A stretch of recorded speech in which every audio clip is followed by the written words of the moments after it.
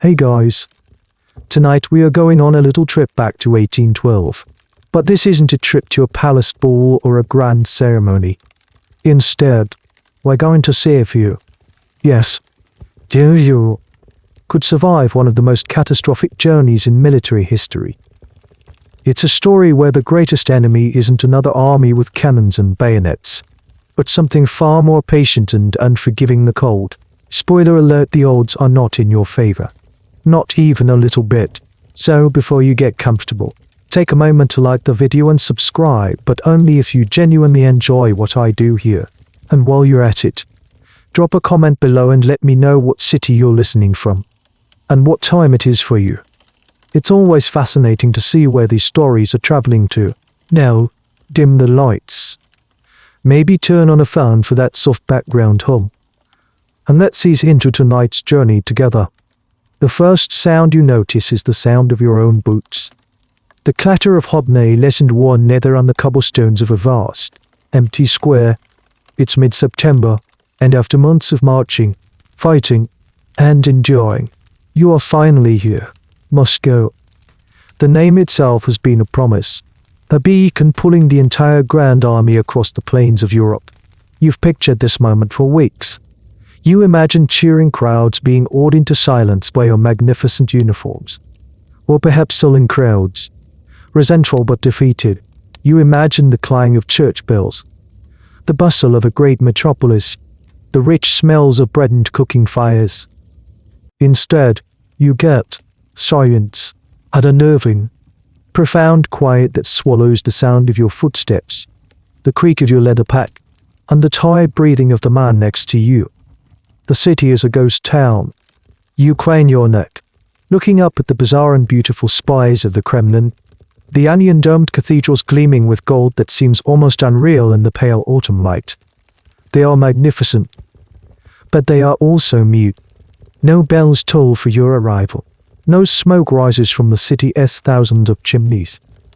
The windows of the grand houses that line the boulevards are like vacant eyes, dark and lifeless. You are part of the first wave of soldiers entering the city. Your emperor, Napoleon himself, is positioned on a hill just outside the city limits, waiting. He's been waiting for hours. Actually, for the formal delegation of Russian boyars, the city elders, to come and present him with the keys to the city. That's how civilized conquest is supposed to work. It's a ceremony of surrender, a piece of political theater that confirms victory, but the delegation never comes. The hours tick by, and the anticipation you felt this morning has curdled into a strange mix of confusion and unease. You look around at your comrades. These are just Frenchmen. The man on your left is from Warsaw, his uniform slightly different from yours. The NCO shouting orders down the line has a harsh German accent. This is the Grand Army, a truly multinational force drawn from every corner of Napoleon's empire. It's one of history's little-known facts that less than half of the soldiers who marched on Russia were actually French. You are all bound together by loyalty to the emperor, or perhaps just the promise of plunder and glory. For now, the glory feels hollow, and the plunder is nowhere to be seen. Discipline, already frayed from the long march and the brutal battle at Berezina a week ago, begins to visibly dissolve in this strange vacuum. An officer gives a half-hearted order to stay in formation, but no one seems to be listening. A few soldiers from another company break ranks and cautiously approach a large, ornate townhouse. You watch as they shoulder the door open. The sound of splintering wood is shockingly loud in the silence. Moments later, one emerges with a silver candlestick, a triumphant, greedy grin on his face. The spell is broken. The unspoken permission has been given. The city may be empty, but it is not poor. You still hesitate. It feels wrong. This wasn't the plan. The plan was a quick, decisive victory, a treaty signed by the Tsar, and a comfortable winter spent in warm billets, supplied by a grateful or at least compliant local population. But the Tsar is nowhere to be found, and the population has vanished. Why, you can't figure it out. Is this a trap, a sign of utter panic from the Russians?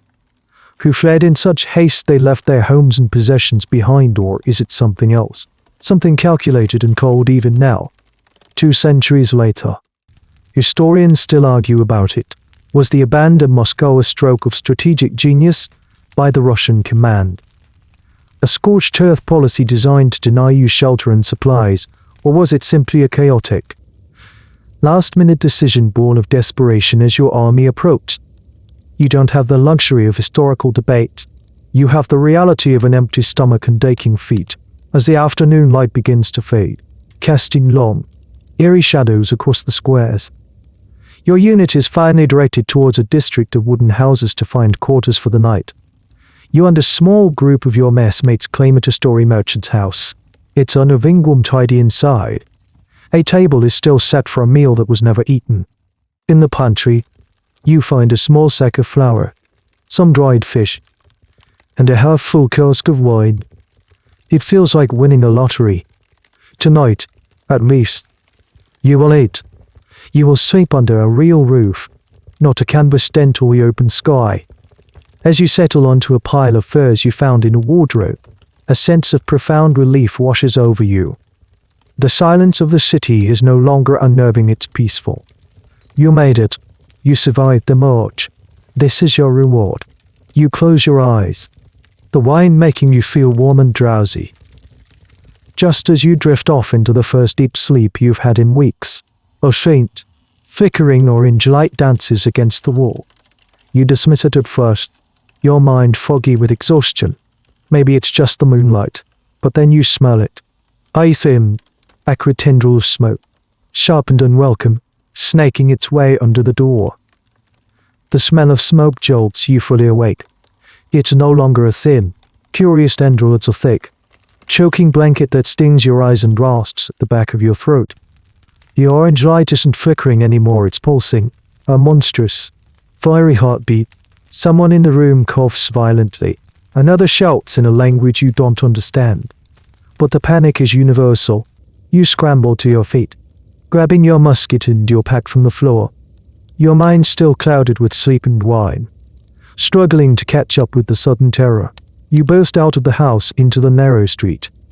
And the scene that greets you stops you dead in your tracks. It's not just your house, it's the house next door, and the one across the street, and a building 2 blocks down. Moscow is on fire, not in one place, but in dozens. Small, hungry fires are blooming all over the district, and in the light breeze, they are beginning to lean into each other. Their flames reaching out like grasping hands, eager to merge into something much, much bigger.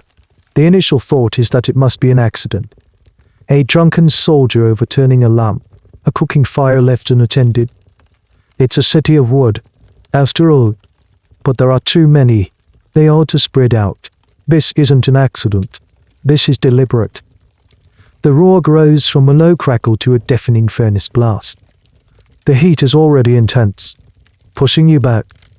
Sparks, the size of your thumb, spiral up into the night sky. Carried on the wind, find new tinder on the dry wooden rooftops blocks away.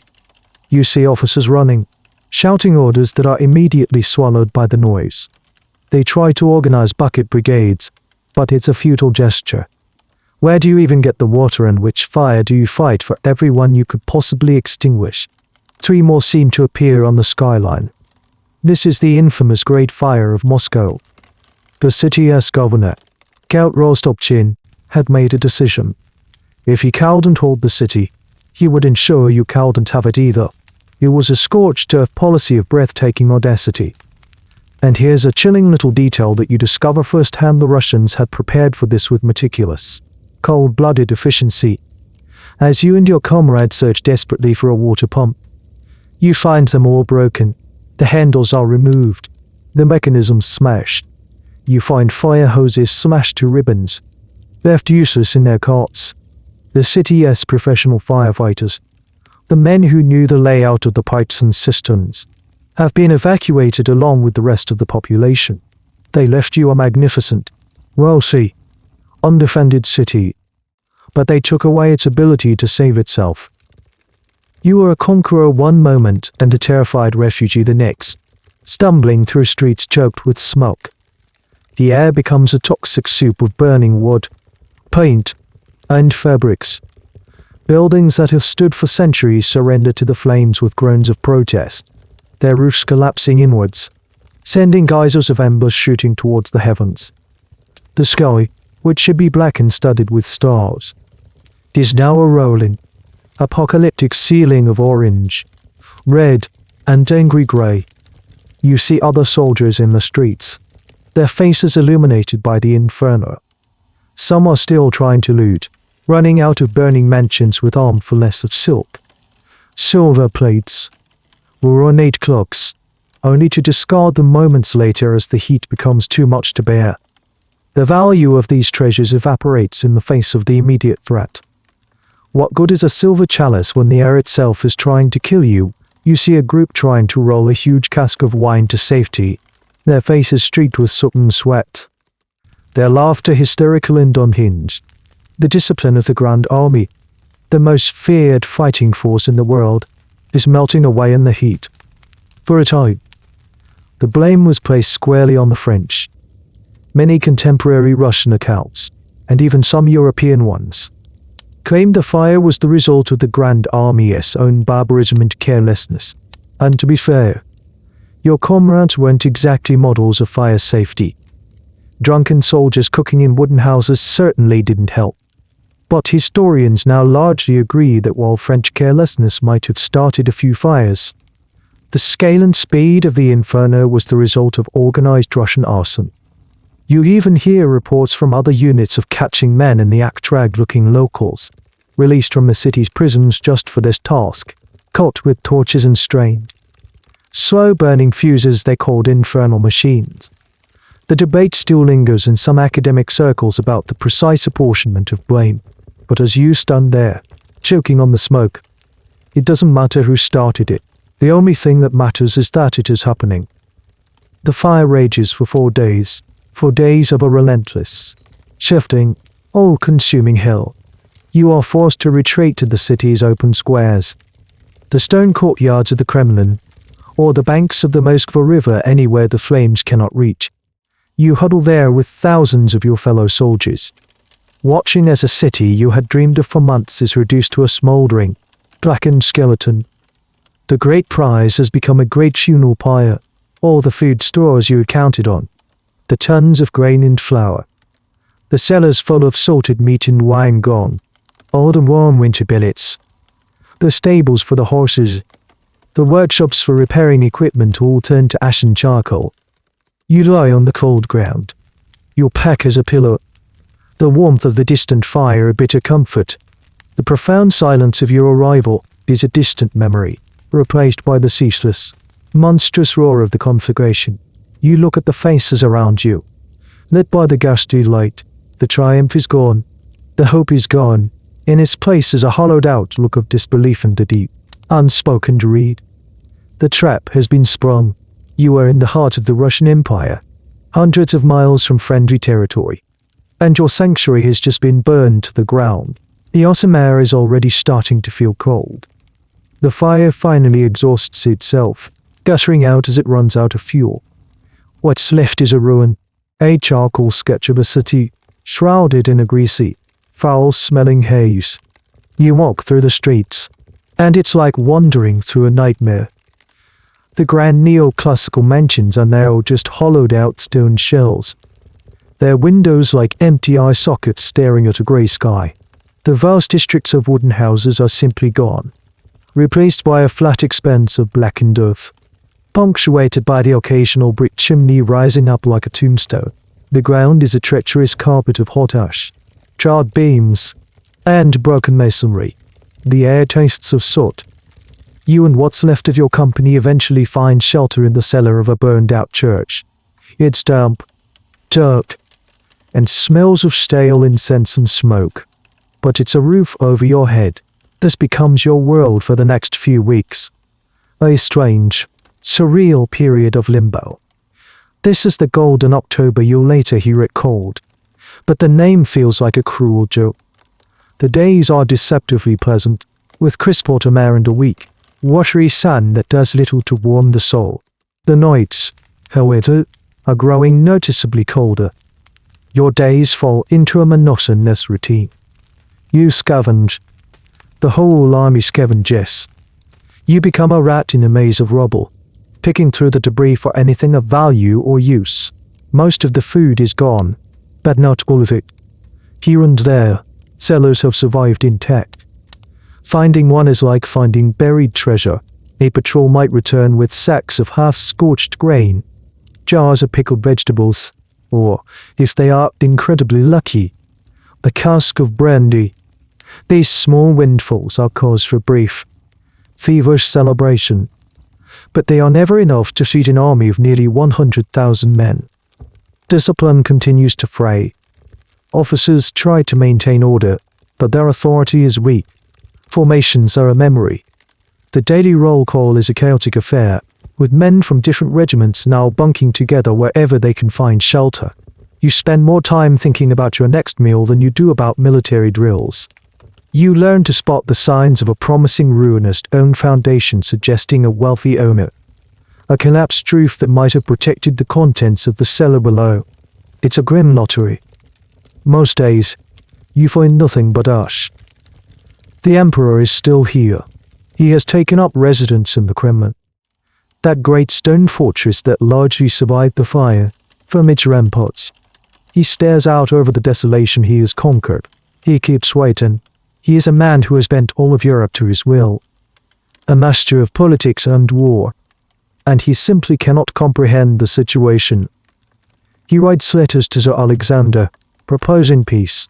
He sends emissaries. He expects a reply, a negotiation, the kind of rational political exchange that has always followed his victories. But from St. Petersburg, there is only silence. It's a silence more unnerving than any declaration of war. It's a refusal to even acknowledge his existence, his victory. He has captured their holy city, and they simply don't care. This is a new kind of warfare for you, and for him. It's not about maneuvers and grand battles, it's about endurance. And you can feel your own endurance seeping away. The mood in the army is a strange cocktail of bravado, boredom, and a creeping, unspoken anxiety. During the day, soldiers put on a brave face. They gamble with salvaged cards, sing boisterous songs, and trade wild rumors. The Tsar has panicked. He'll sue for peace any day now. A massive supply convoy is on its way from Poland. We're marching on St. Petersburg next. But at night, in the quiet of your smoky cellar, the bravado fades. You lie there, listening to the wind whistling through the ruins, and you think of home. You think of the immense, hostile distance that separates you from it. One of the oddest and most poignant discoveries during this time is the sheer amount of luxury goods salvaged from the flames. While food is desperately scarce, the army is dripping with useless wealth. You see gaunt-faced soldiers wrapped in priceless sable furs for warmth, using silver plates to eat their meager rations of thin, gritty soup. You might trade a handful of rusty nails you found for a silken sash. A friend of yours somehow acquired an ornate birdcage, complete with a taxidermy parrot, which he carries with him everywhere as a Bozza trophy.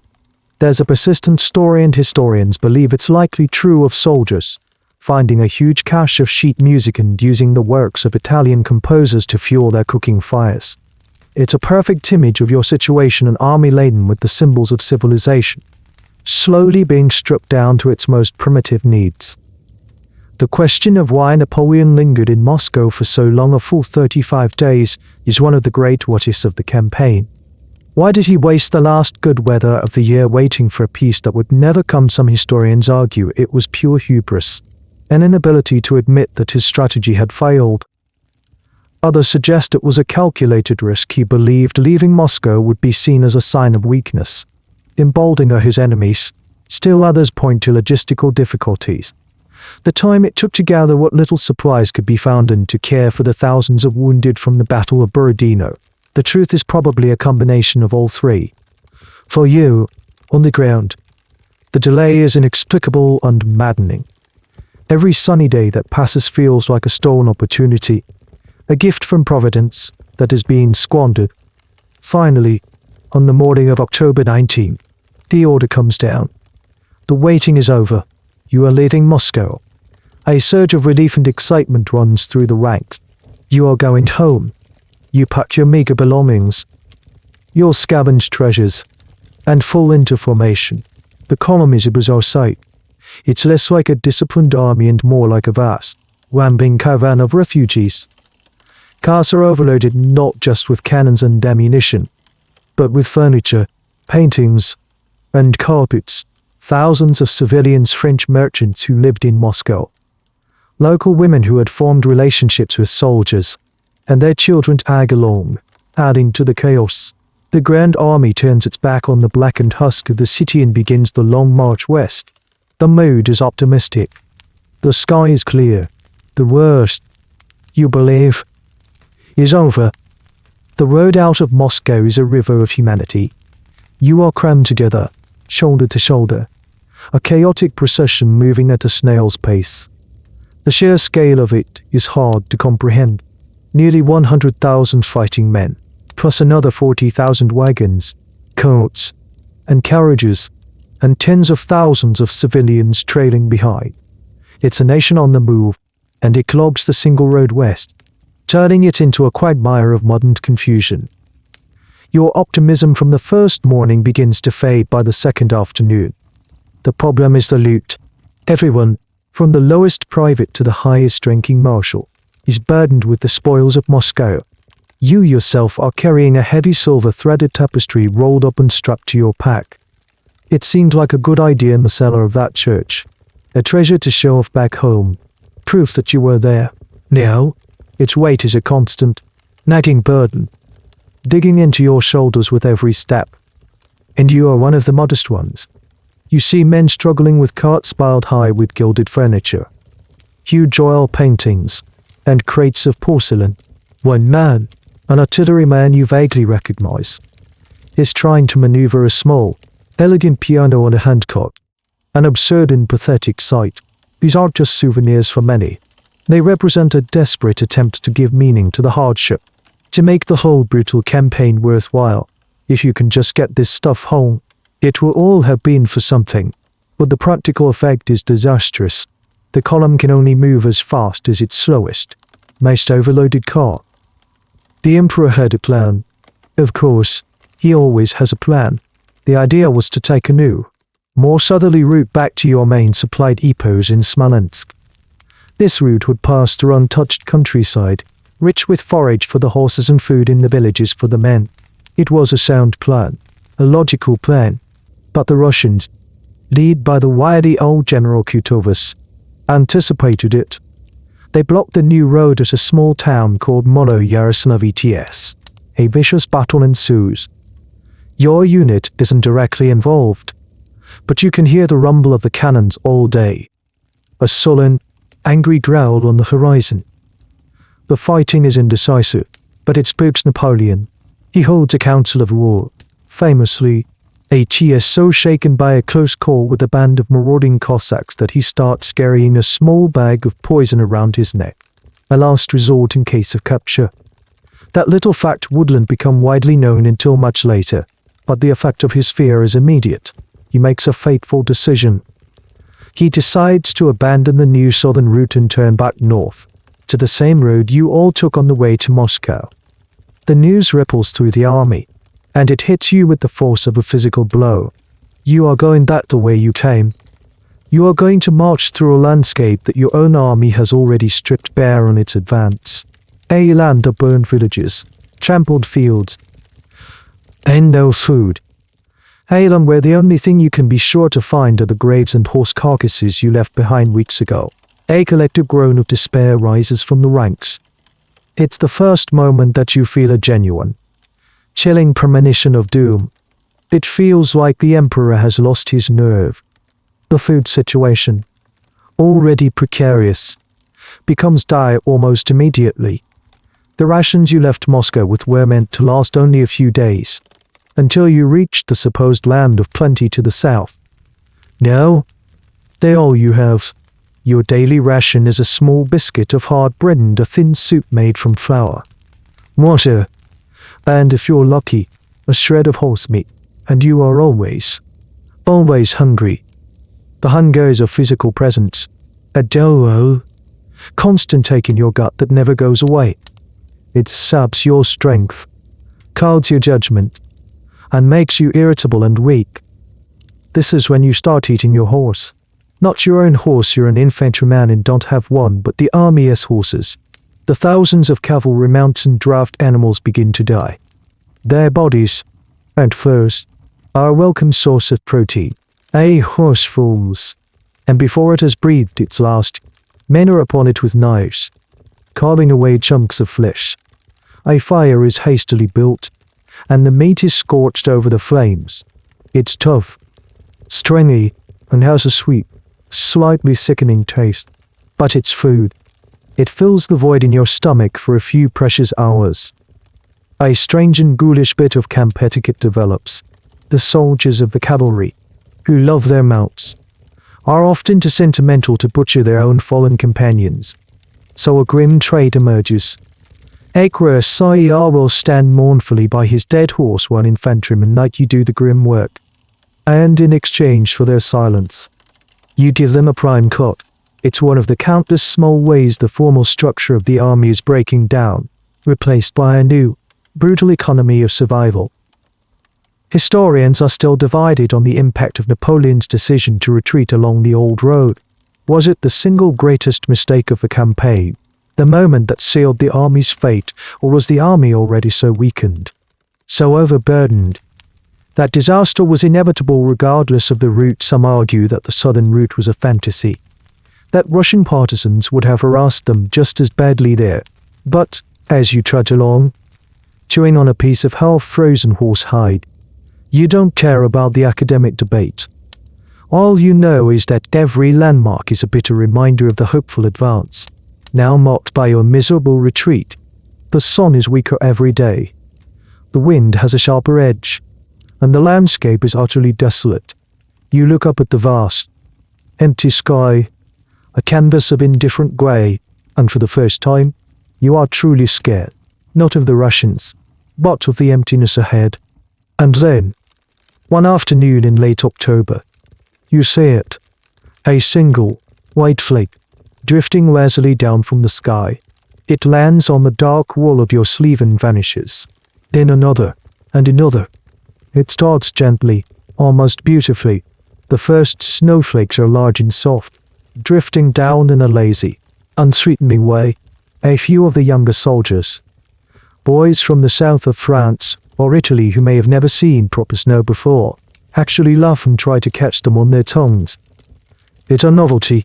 You, however, feel a knot of ice form in your stomach that has nothing to do with the temperature. You've heard the stories from the Poles and Germans in your ranks, tales of the Russian winter. They call it General Winter, a foe more relentless than any human commander. This is his calling card, his polite introduction. Within an hour, the gentle flurry becomes a steady, purposeful snowfall. The world loses its sharp edges. The drab, brown landscape of mud and dead grass is slowly draped in a sheet of pristine white. At first, it's a welcome change. The snow covers the filth of the Army's passage, the discarded equipment, the frozen mud, the carcasses of horses. It muffles the sound, creating a strange, dream-like quiet. The only sounds are the crunch of thousands of boots and the fresh powder and the low, rhythmic creaking of the wagon wheels. But the beauty quickly turns malevolent. The snow is wet and heavy. It clings to your threadbare greatcoat, melting from your body heat and seeping into the wool, making it impossibly heavy and cold. It soaks your worn-out leather boots, which offer about as much protection as wet paper. Soon, your feet are numb, not just from the cold, but from the dampness that you can't escape. You try to march faster to generate heat, but the column is too slow, too congested. You are forced to plod along at a maddeningly slow pace, each step a small victory against the growing inertia of the cold. The first night after the snow begins is a new kind of misery. Be sure, You could at least hope to find a dry patch of ground to sleep on. No, there is no dry ground. There is only snow. You huddle with your small group of comrades around a sputtering fire, made from the wood of a broken-down ammunition cart. The fire is a fickle friend. It melts the snow in a small circle around it, creating a slurry of muddy, freezing water that you are forced to sit in. The side of your body facing the flames feels scorched, while your back feels like it's being stabbed with 1,000 icy needles. Sleep is impossible.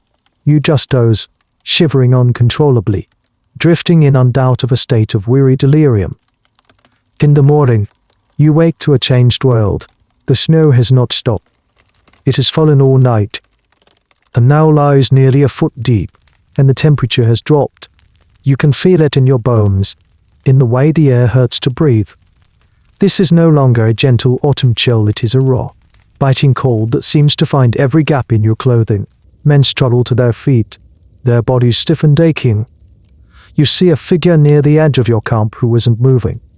He is sitting against the wheel of a cannon, his head slumped on his chest, a light dusting of snow on his shoulders.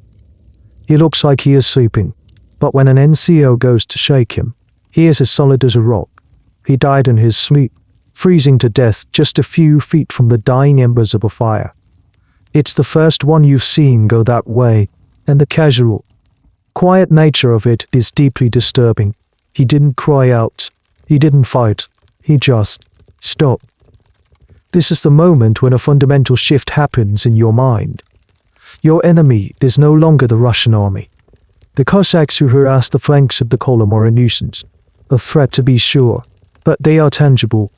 You can see them, fight them. This new enemy is everywhere and nowhere. It's in the air you breathe, the ground you walk on, the sky above you. You cannot fight it. You cannot reason with it. You can only endure it. A lesser-known aspect of this first phase of the winter is the effect it has on the horses. It is, in a word, catastrophic. The horses, already weakened by lack of fodder, cannot cope with the sudden cold in the snow-covered ground. The snow hides what little frozen grass they might have found to eat. More importantly, the Russian horseshoes are designed for ice, with sharp caulkins that grip the frozen ground. Your French horseshoes are flat. On the increasingly icy road, they slip and slide, losing their footing, breaking their legs. They fall by the hundreds, then by the thousands. The road becomes a nightmarish landscape of dying animals, their panicked eyes pleading, their breath frosting in the frigid air. This has a devastating ripple effect. With the draft horses gone, the wagons have to be abandoned. First go the carts laden with useless loot, the furniture, the paintings, the pianos. They are unceremoniously dumped by the side of the road, strange monuments to a forgotten ambition. But soon, more critical carts have to be left behind, the wagons carrying the wounded, the mobile forges for repairing equipment, and, most critically, the ammunition caissons. Cannons are spiked and rolled into ditches. The army is shedding its skin, losing its strength, piece by painful piece. Historians often debate the exact moment the retreat turned into an irreversible disaster.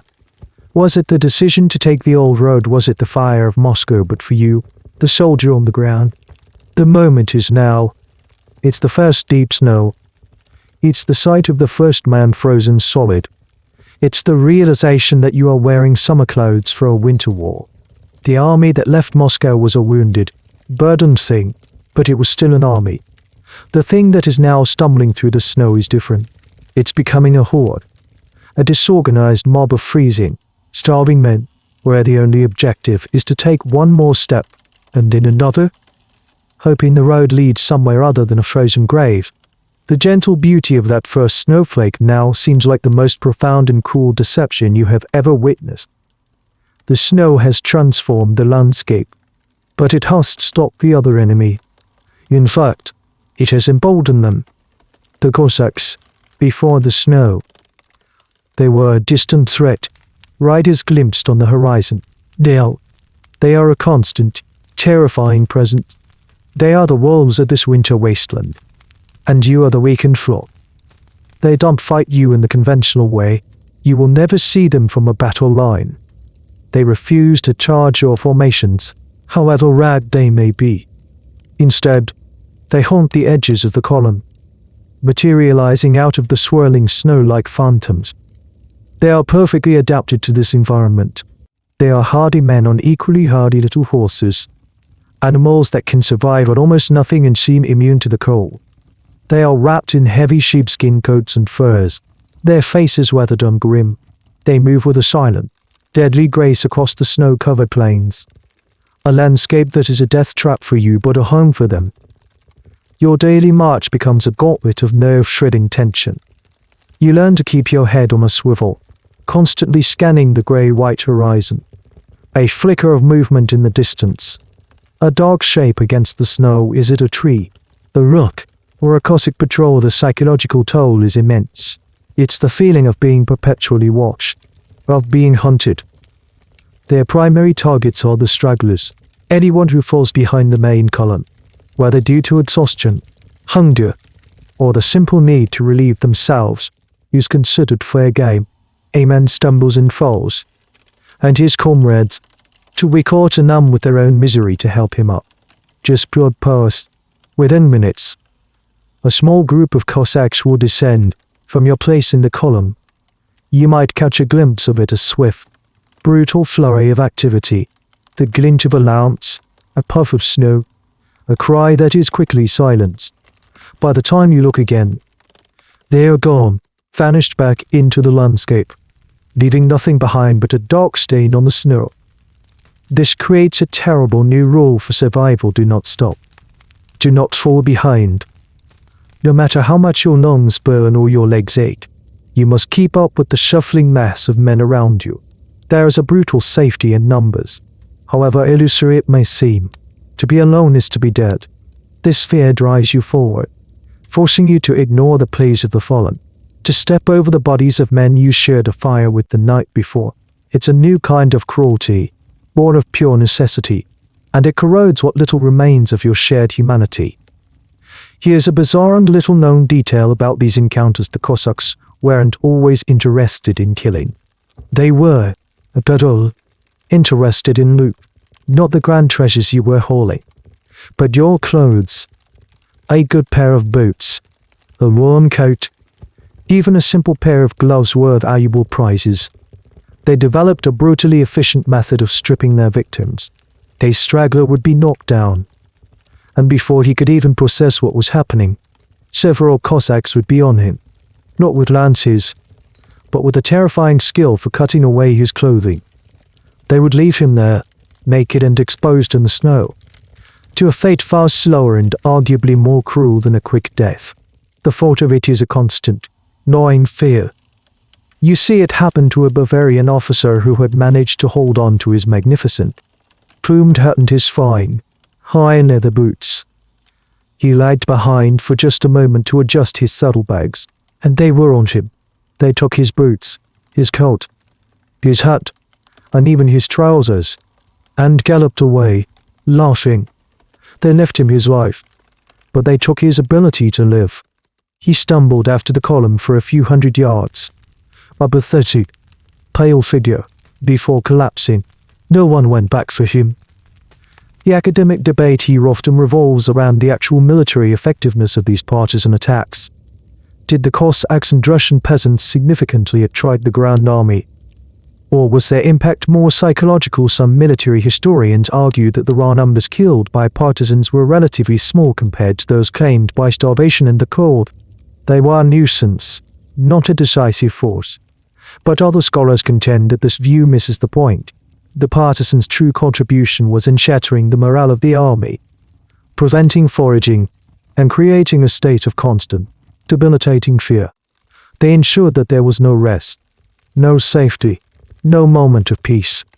They were the catalyst that accelerated the collapse already started by General Winter.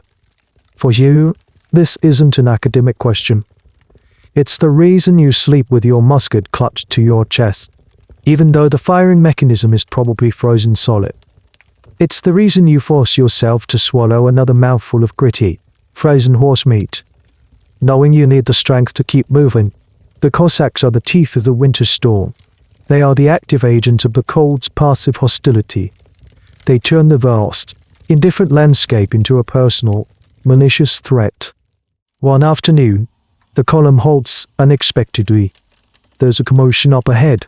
The word filters back down the line. The Emperor's baggage train was nearly captured. A band of Cossacks, bolder than most, had charged right out of a blizzard and almost reached Napoleon's own carriage before being driven off by the Imperial Guard. The incident, you hear, has shaken him badly. It's a stark reminder that no one is safe. Not the lowest private, not the most decorated marshal, not even the Emperor of France himself. The wolves are not just picking off the weak on the edges of the flock, they are starting to slash at its very heart.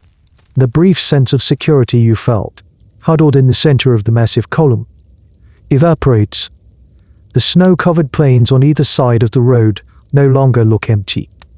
They look like they are hiding 10,000 ghosts, all waiting for you to take one wrong step. A few days after the first snow, you arrive at a place you remember, Berezina. The name sends a shiver down your spine that has nothing to do with the cold. This was the site of the great battle on the march to Moscow, just a couple of months ago.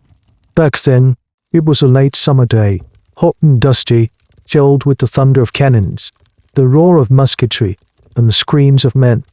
It was the bloodiest single day of the Napoleonic Wars.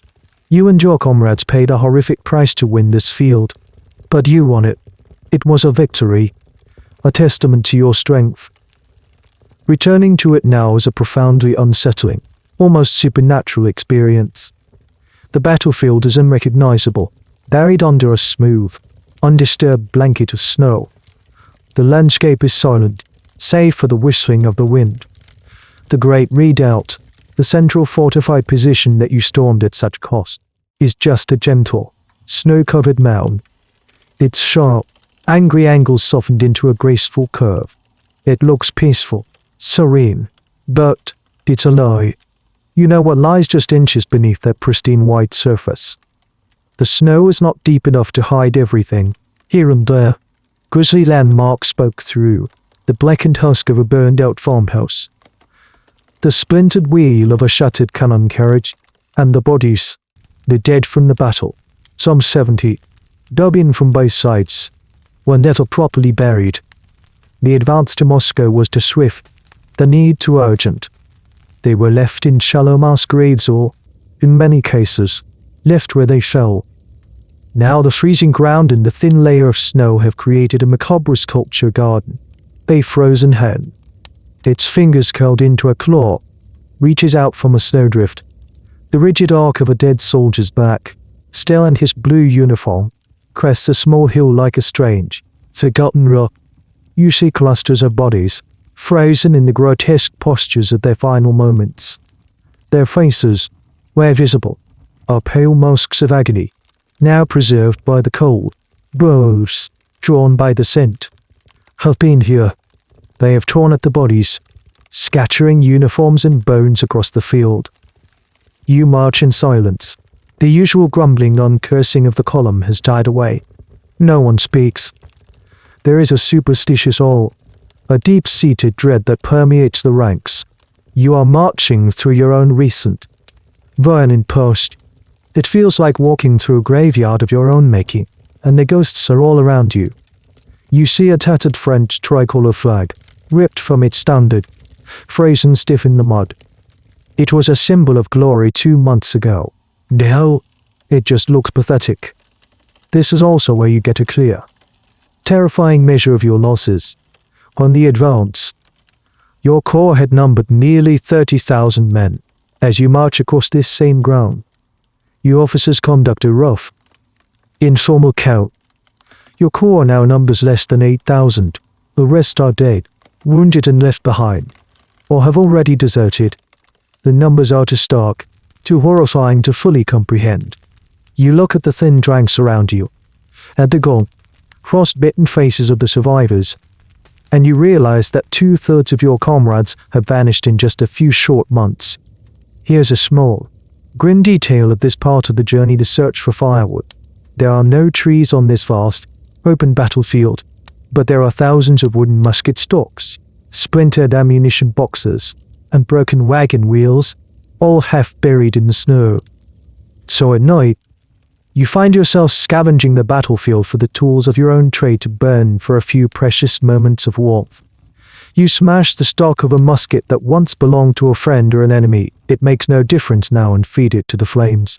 There's a bitter irony in burning the very instruments of your supposed power just to stay alive for one more night. The historical debate around Berezina was endless. Was it a French victory, a Russian one tactically? Napoleon won the field, forcing the Russians to retreat and opening the road to Moscow. But strategically, he failed to destroy the Russian army, which escaped to fight another day. It was a Pyrrhic victory of the highest order. The Russians, under Catullus, could claim they had bled the French army white, fulfilling their largest strategy of attrition. For you, the debate is meaningless. The only truth is the frozen bodies under your feet. They are a silent testament to the fact that whatever was won here was not worth the price. And now, you are paying the price all over again. As you huddle around your small fire of burning gun stocks, you feel a profound sense of futility. You fought and bled to conquer this patch of earth, and your reward is to freeze and starve upon it a second time. The victory feels like a hollow joke. The ghosts of the men who died here in the heat of September seem to mock you in the freezing wind of November. They died for glory, for the emperor, for the capture of Moscow. You, it seems, are going to die for nothing. On the same piece of ground, just a lot more slowly. The experience of crossing the Berezina battlefield marks a psychological turning point. The last vestiges of military pride, of the belief in your grand purpose, die here. You are no longer part of a victorious army. You are a survivor of a catastrophe, and the evidence of it is literally frozen in the ground all around you. The march from here on feels different. The hope that sustained you, the distant dream of reaching the supply depots at Smolensk, feels thinner, more fragile. You leave Berezina behind, its silence and its frozen dead, but a piece of its chilling stillness stays with you, settling deep into your bones. The world has shrunk. It no longer consists of nations, politics, or grand strategies. Your world is now the space between your own 2 feet and the back of the man shuffling in front of you. It's the gnawing, hollow ache in your stomach and the biting wind on your face. And in this shrunken world, 2 things have become the dominant currency: bread and rumors. The bread, what little there is of it, is a pathetic affair. The Armées mobile bakeries are long gone. The commissariat has all but collapsed.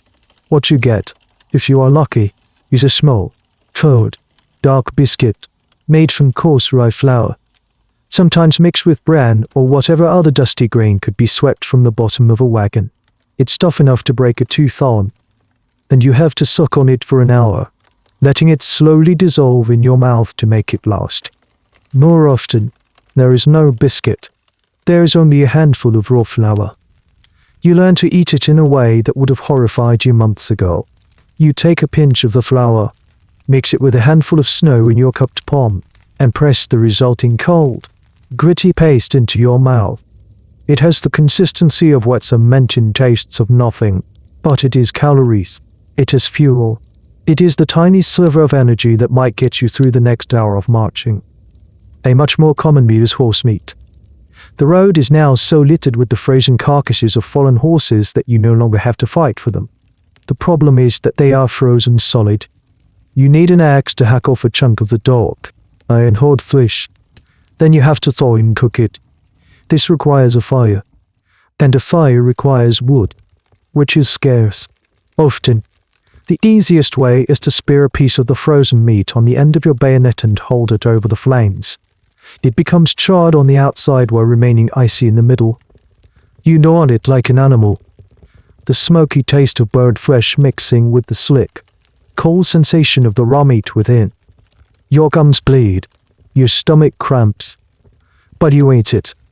You eat it because the alternative is to lie down and die. When the horse meat runs out in a particular area, you turn to even more desperate sources. You learn to boil strips of leather from your own equipment, the straps of your pack, the scabbard of your bayonet to try and extract some microscopic level of sustenance. The resulting soup is a cloudy, foul-smelling broth that does little to quell the hunger but provides the warm illusion of a meal. Into this vacuum of real food, rumors rush in to fill the void. They are your only form of hope, your only spiritual nourishment. The rumors circulate up and down the endless, shuffling calm with astonishing speed, passed from man to man in hushed, helpful whispers. The most persistent and powerful rumor is about Smolensk. Smolensk. The city becomes a magical word, a promised land. It's the first major supply depot on your route. The rumors paint it as a paradise of plenty. There are warehouses, the stories go, groaning with food, mountains of bread, herds of cattle, routers of brandy. There are new uniforms waiting for every man, thick wool greatcoats and sturdy leather boots. There are hospitals with doctors and medicine for the sick and the frostbitten. All you have to do is get to Smolensk. Smolensk will save you. You cling to this belief with a desperate, religious fervor. It's the only thing that keeps you putting one frozen foot in front of the other. Other rumors are more fantastical. You hear that a massive relief army, led by Marshal Victor, is marching from the west to meet you, bringing with it thousands of supply wagons. They are only a few days away. You hear that the Tsar has finally capitulated, that Russian emissaries are racing to find Napoleon with terms of surrender. You hear that the winter is a freak occurrence, that a warm wind from the south of Thule is coming any day now.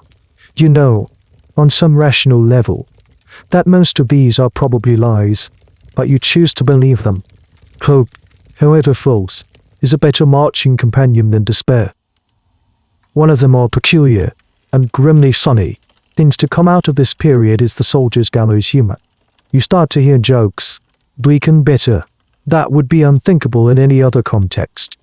A man stumbles and falls face first into the snow. Another man behind him quips, "Careful. Joke. You'll catch a cold." Someone complains about the taste of the horse meat soup. His friend replies, "It could be worse. It could be the horse that ate the horse." This dark humor is a defense mechanism, a way of looking into the abyss and spitting in its eye. It's a tiny spark of defiance in the face of overwhelming misery. Historians who study soldiers' diaries and letters from this period are often struck by this duality. The same man who writes in harrowing detail about his suffering and the death of his comrades will, in the next paragraph, repeat a wildly optimistic rumor about Smolensk with complete sincerity. Was this a form of mass delusion or a necessary psychological tool for survival? The academic consensus leans towards the latter. In a situation where you have no control over your physical environment, controlling your mental state is the only power you have left. Believing in the fantasy of Smolensk was a rational act in an irrational situation. So you march on, fueled by snow and flour paste and the intoxicating hope of Smolensk. You pass a friend from your village who is sitting by the side of the road, his head in his hands. He says he can't go on. Just a few more miles. You tell him, your voice hoarse, we're almost at Smolensk. There's bread there, and wine. You don't know if it's true. He doesn't know if it's true, but he looks up, a flicker of something in his dead eyes, and slowly, painfully, he gets to his feet and rejoins the column. The lie, for now, has worked. It has bought him another hour of life. You wonder how many more hours it can buy for you. Your horse was one of the first things to define you as a soldier of the Grand Army. Even if you weren't cavalry, the horses pulled the cannons that cleared your path. They pulled the wagons that carried your food and ammunition. For the lucky few in the cavalry, the horse was your partner, your weapon, and your legs. It was a living, breathing part of the vast, intricate machine of war. Now, that machine is breaking down, and the sound it makes is the silent, steady death of its horses. You are long past the stage of seeing a dead horse as a welcome source of food. Now, you see it as a prophecy. Every fallen animal is a mirror image of your own weakening state. The road to Smolensk has become an equine graveyard. They lie everywhere, in every conceivable state of frozen agony. Some look almost peaceful, as if they simply lay down to sleep. Others are frozen mid-stride, their legs buckled, their necks twisted at impossible angles. Their skin is stretched taut over their skeletons, and their eye sockets are hollowed out by crews. The first to go were the fine-blooded Arabians and thoroughbreds of the officers and elite cavalry. They were magnificent animals, bred for speed and spirit, but they were delicate. They couldn't handle the lack of quality grain, and their thin coats offered little protection against the biting wind. You'd see a major's prized mount, an animal worth a small fortune, shivering violently one day and dead the next. Next were the heavy draft horses, the muscular brutes that pulled the artillery. They were stronger, but their immense bodies required huge amounts of fodder that simply didn't exist. Without it, they were just burning through their own mass. You'd watch them strain to pull a single cannon through the deepening snow, their ribs starkly visible, their breath coming in huge, frosty plumes. Then, one would slip on the ice, its legs snapping with a sickening crack. The gun would be abandoned, and the horse would be shot. A single pistol crack, shockingly loud in the snow-muffled landscape, and another piece of the army's power was gone. The most resilient were the tough fiddle ponies from Poland and Germany, the ones used by the lancers and the baggage trains.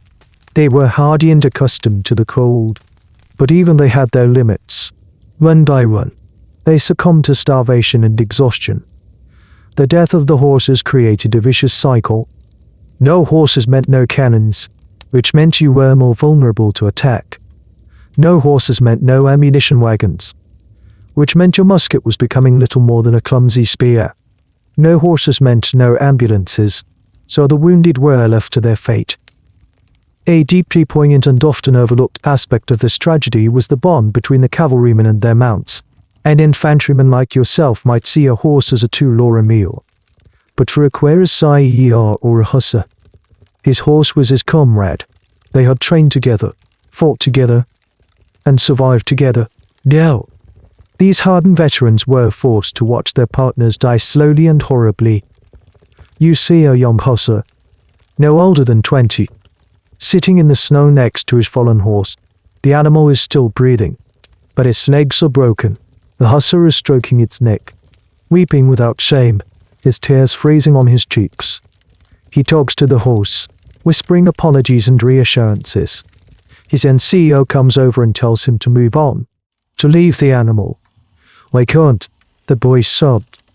I just can't. The NCO, his own face a mask of grim pity, simply draws his pistol, shoots the horse in the head, and pulls the crying boy to his feet, forcing him back into the shuffling column. It's a moment of terrible mercy that encapsulates the entire retreat. The debate among historians on this point is one of numbers and impact. Exactly how many horses were lost, the figures are staggering and hard to verify. But it's estimated that the Grand Army lost over 200 Zaro horses during the Russian campaign. Some argue that the loss of equine traction was the single most critical logistical failure, even more so than the lack of food for the men. Without horses, the army lost its mobility, its firepower, and its supply chain all at once.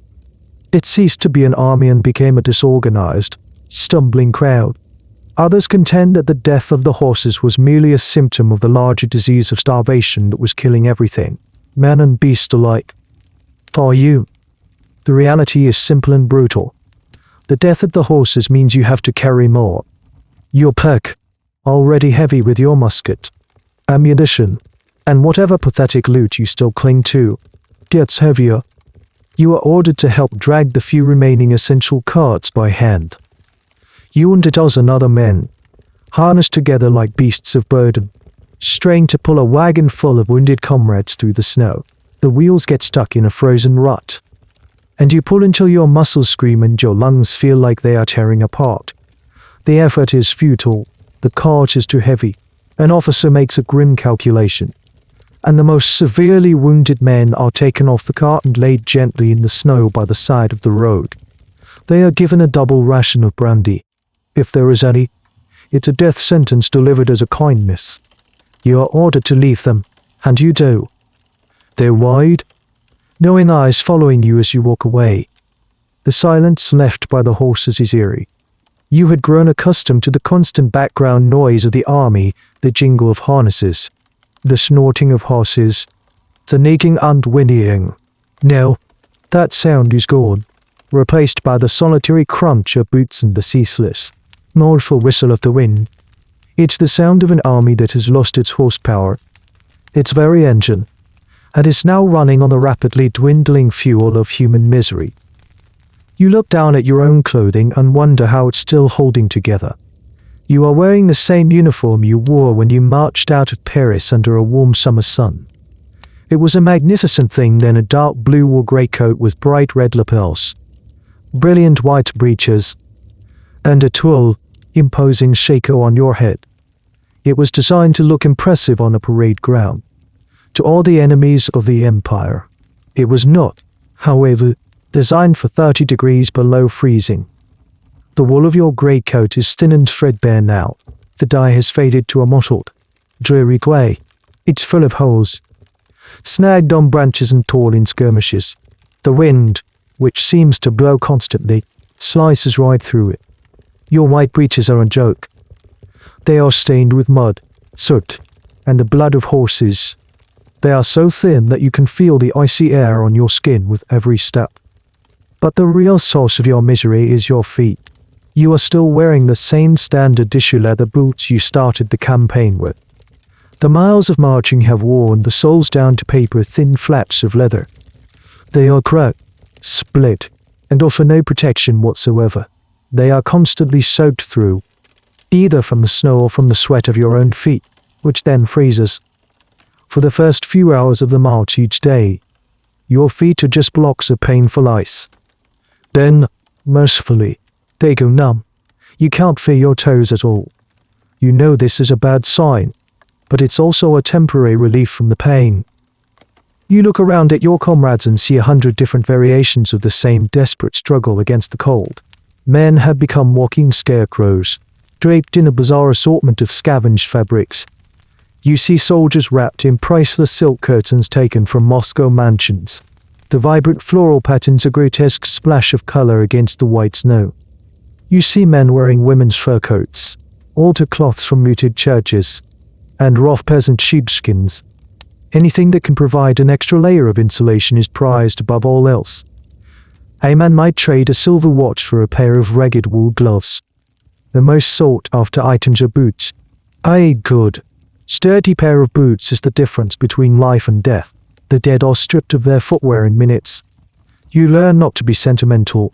You pass the body of a fallen comrade, and your first instinct is to check his boots. Are they better than yours? If they are, you take them. It's a grim, pragmatic transaction. You have to wrestle the frozen, stiff boots off the corpse's feet. It's a horrible, clumsy business. But you do it without a second thought. Your own survival depends on it. A strange and little-known fact from this retreat is the problem of the shakos. Those tall, cylindrical hats. They were a signature of Napoleon's army, designed to make the soldiers look taller and more intimidating. But in this weather, they are a useless liability. They offer no warmth, and their height catches the wind. Many soldiers have thrown them away, preferring to wrap their heads in rags. Yet, you see some veterans of the old guard clinging to theirs with a stubborn pride. Their shakos are battered and crushed, but they wear them as a symbol of who they once were, a lost shred of military identity in the midst of chaos. It's a pathetic and noble gesture all at once. This catastrophic lack of preparation has been a point of intense historical debate. How could Napoleon, the master planner, have allowed his army to march into Russia so ill-equipped for a winter campaign? The conventional answer is that he never intended to be there for the winter. His entire strategy was based on a quick, decisive summer victory. The campaign was supposed to be over in a matter of weeks. The idea of wintering in Russia was not just a worst-case scenario, it was an unthinkable one. However, some revisionist historians argue that this lets the emperor off too easily. They point out that logistical preparations were shockingly inadequate from the very beginning. Records show that even before the first snowflake fell, The army supply system for essentials like boots and coats was in disarray. There was a degree of arrogance and overconfidence at the highest levels of command that bordered on willful negligence. The question of whether the disaster was a result of a failed plan or a lack of planning in the first place is something scholars still argue over. For you, the reasons don't matter. The only thing that matters is the cold that is seeping into your very marrow. You try every trick you know to stay warm. You stuff straw or rags inside your coat for extra insulation. You march in the most crowded part of the column, hoping to leach some warmth from the bodies around you. At night, you and your small band of survivors sleep huddled together in a tight circle, like penguins in a blizzard, rotating positions so that everyone gets a turn in the warmer center. But the cold is winning. It's a slow, methodical victory. You start to lose the sensation in your fingertips. They are constantly white and waxy. You look at your hands, and they don't feel like your own. They are clumsy, stupid things that have trouble with the simplest tasks, like doing up a button or holding your spoon. The cold is not just an external force anymore. It's inside you. It's slowing down your thoughts, dulling your senses, and leeching the will to live right out of you. You look at the sky, a vast, empty expanse of pale grey, and it feels like you are looking at the face of a god who is utterly and completely indifferent to your existence. The date is November 7th. You don't know it's the 7th. Of course, the days have blurred into a monotonous cycle of grey misery. But this is the day that will be remembered. This is the day General Winter stops playing games and launches his full-scale assault. You wake up, and the air feels different. It's still. The wind that has been your constant tormentor for weeks has died down. But the silence is more menacing than the howling. And the cold. The cold is of a different quality. It's not the damp, biting cold you've gotten used to. It's a dry, crystalline, aggressive cold that feels like it's actively sucking the life out of the world. It hurts to breathe. The air feels sharp in your lungs, like you're inhaling tiny shards of glass. When you exhale, the moisture in your breath doesn't just form a cloud, it freezes instantly with a faint crackling sound, falling to the ground as a fine white powder. This is the point where things that were merely difficult become impossible. Your musket, which was already unreliable, is now a useless lump of frozen metal. The oil in the firing mechanism has turned to thick grease. The metal is so cold that if you touch it with a bare hand, your skin will instantly freeze to it, tearing away if you try to pull it off. Many men simply discard their weapons, lightening their load and admitting the futility of trying to fight. You cling to yours, more out of habit than any real hope of using it. It's a 10-pound security blanket. The horses that are still alive begin to die in droves. Their bodies can't cope with the sudden, extreme drop in temperature. They die on their feet, freezing solid before they even hit the ground. The column starts to pass these eerie equine statues, frozen in place, a terrifying omen of what is to come. For the men, this level of cold introduces a new set of horrors. The moisture in your eyes freezes, making your eyelashes stick together. The pathetic rations of bread or flour you carry are frozen solid, as hard as rocks. You have to hold them in your armpit for an hour to thaw them enough to gnaw. Even the army's wine and brandy, the last comfort for many, begins to freeze in the casks, turning into a thick, alcoholic slush. One of the most insidious and lesser-known effects of this extreme cold is on the human mind. Severe hypothermia induces a state of confusion and delirium. You start to see men acting strangely.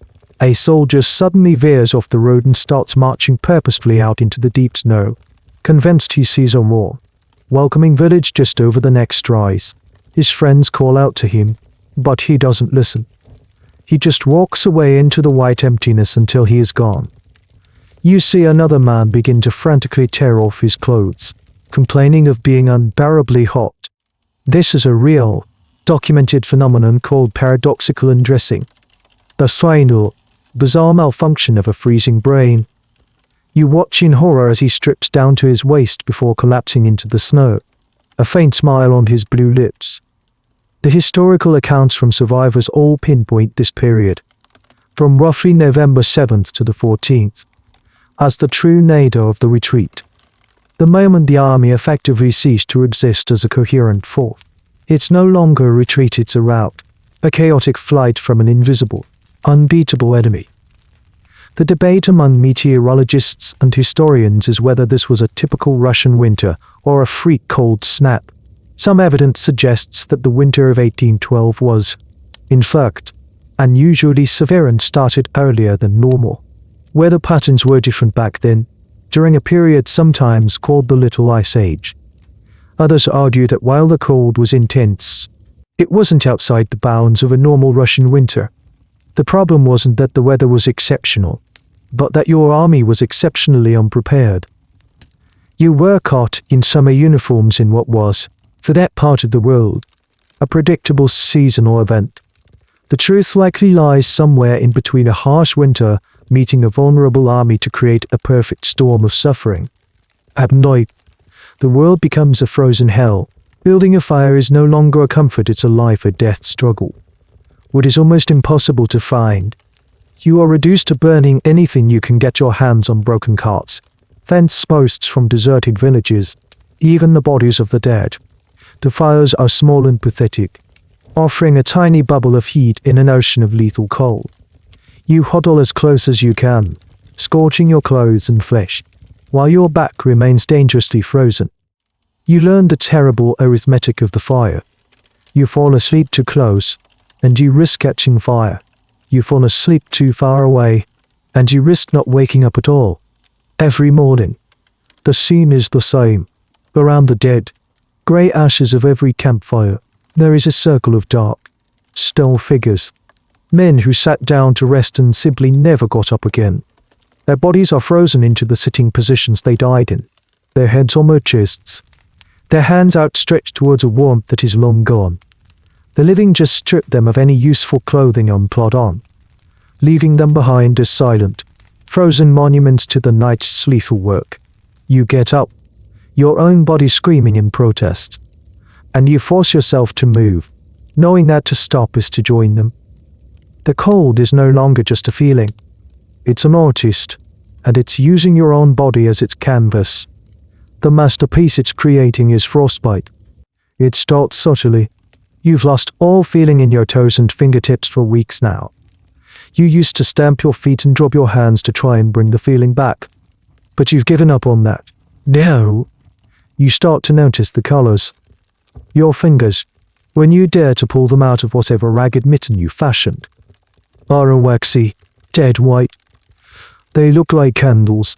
Then, as the tissue begins to die, the color changes. They become mottled, with patches of blue and grey. It's a slow, creeping process, and you watch it with a strange sense of detachment, as if it's happening to someone else's hand.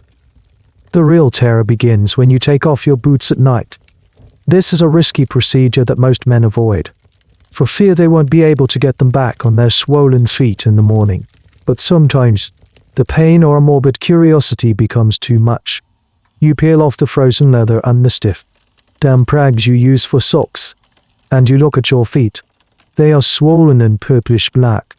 The toes are completely black, fluid, and shiny, like pieces of charcoal. They make a faint clinking sound if you tap them against a piece of wood. They are no longer a part of you. They are dead things attached to your ankles. You see it everywhere. Men walking on feet they can no longer feel. Their gait are clumsy, shuffling limp. The blackness isn't confined to hands and feet, noses and ears. Constantly exposed to the wind, are prime targets. You see a man whose nose is a black, shriveled stump. The tip of another man's ear looks like it's been dipped in ink. Sometimes, the frozen part will simply break off with a slight knock. With no pain and very little blood, a soldier will brush against a cart, and the end of his nose will just fall off. This is frostbite. The clinical, step-by-step process of your body's tissues freezing, dying, and turning gangrenous. And what you are experiencing is the dry form of gangrene, where the tissue dies and desiccates due to lack of blood flow. It's a slow mummification of your own extremities while you are still alive. The army are surgeons. What few are left of them are completely overwhelmed and utterly helpless. They have no way to treat this. All they can do is amputate. You see their makeshift clinics in abandoned barns or huts along the road. The snow outside is stained red. The air is filled with the sound of sawing bone and the thin, reedy screams of men. The surgeons work with a desperate, brutal speed, hacking off blackened limbs with unsterilized saws. Their aprons soaked in blood. For most, an amputation is just a slower death sentence, as infection will claim them in a few days. You learn to hide the state of your own feet, to never limp if you can help it, for fear of being sent to the butcher's shop. A particularly strange and horrible detail that emerges from survivor accounts is the phenomenon of frozen sleep. Men would be so exhausted that they would fall asleep on the march, continuing to walk like automatons. They would stumble along with the column for miles, technically asleep on their feet, until they bumped into something or fell, jarring them awake. It was a testament to the sheer, overwhelming power of human exhaustion. The historical debate around the medical aspect of the retreat is a grim one. Was there anything that could have been done? Medical science in 1812 was, by modern standards, primitive. The germ theory of disease was still decades away. The link between gangrene and infection was poorly understood. However, some medical historians argue that even by the standards of the day, the French Army's medical corps was catastrophically unprepared. They had planned for battlefield wounds, saber cuts, bullet holes, not for the systemic, overwhelming public health crisis of mass frostbite and starvation. There was a fundamental failure to comprehend the nature of the enemy they would be facing. They brought bandages for a war that required blankets. You become obsessed with the state of your own body. Every new patch of discolored skin is a source of quiet terror. You see men who have lost the will to care. Their hands are black claws they don't even bother to cover. They stumble forward, their dead feet making a hollow, tapping sound on the frozen road. They are walking corpses, animated only by a fading flicker of instinct. You try to fight back in small, pathetic ways. You find a dead rabbit, and after eating the meat, you skin it and wrap the soft, still warm fur around your fingers inside your mittens. It's a tiny comfort, a fleeting moment of warmth that does nothing to halt the inexorable process. But it feels like you are doing something. You rub your face with horse fat, helping to create a barrier against the wind. It makes you smell awful, but you don't care. The slow, creeping realization dawns on you that even if you survive this, even if you make it to Smolensk, to Poland, to France, you will not be whole. You will leave pieces of yourself behind in this frozen wasteland. Your fingers, your toes, perhaps a foot or a hand. The cold is not just trying to kill you, it's trying to dismantle you. Piece by piece, you look at your blackened fingertips, these useless, dead appendages at the ends of your hands, and you understand, you are not just fighting for your life.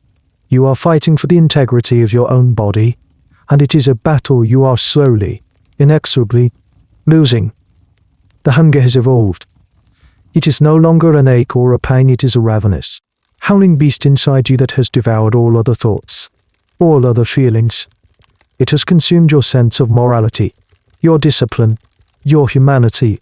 There is only the hunger, and the desperate, frantic need to feed it. You have eaten all the horses. The road is now picked clean. A fallen horse is stripped to the bone in minutes, and then the bones themselves are smashed open for the frozen marrow inside. You have eaten your leather belts and cartridge boxes. Now, you begin to look at the world through a new, terrifying lens. The lens of what is edible. The answer becomes everything and anything. You see men on their hands and knees, digging frantically in the snow under the ashes of last night's campfires. They are searching for charred grains of wheat or rye that might have fallen from the rations, or even undigested oats in the frozen droppings of dead horses. They stuff the filthy, gritty handfuls into their mouths with no hesitation. When you pass through a deserted village, you don't look for shelter anymore. You look for thatch on the roofs. You and others will tear down the frozen straw, chop it up, and boil it in your cookpots, hoping to create a thin, murky soup. It has no nutritional value, but it is warm and fills your stomach, providing the illusion of sustenance for a little while. You strip bark from the trees and chew on it. It's bitter and splinters in your mouth, but it's something to chew. One of the most desperate and notorious recipes of the retreat emerges gunpowder soup.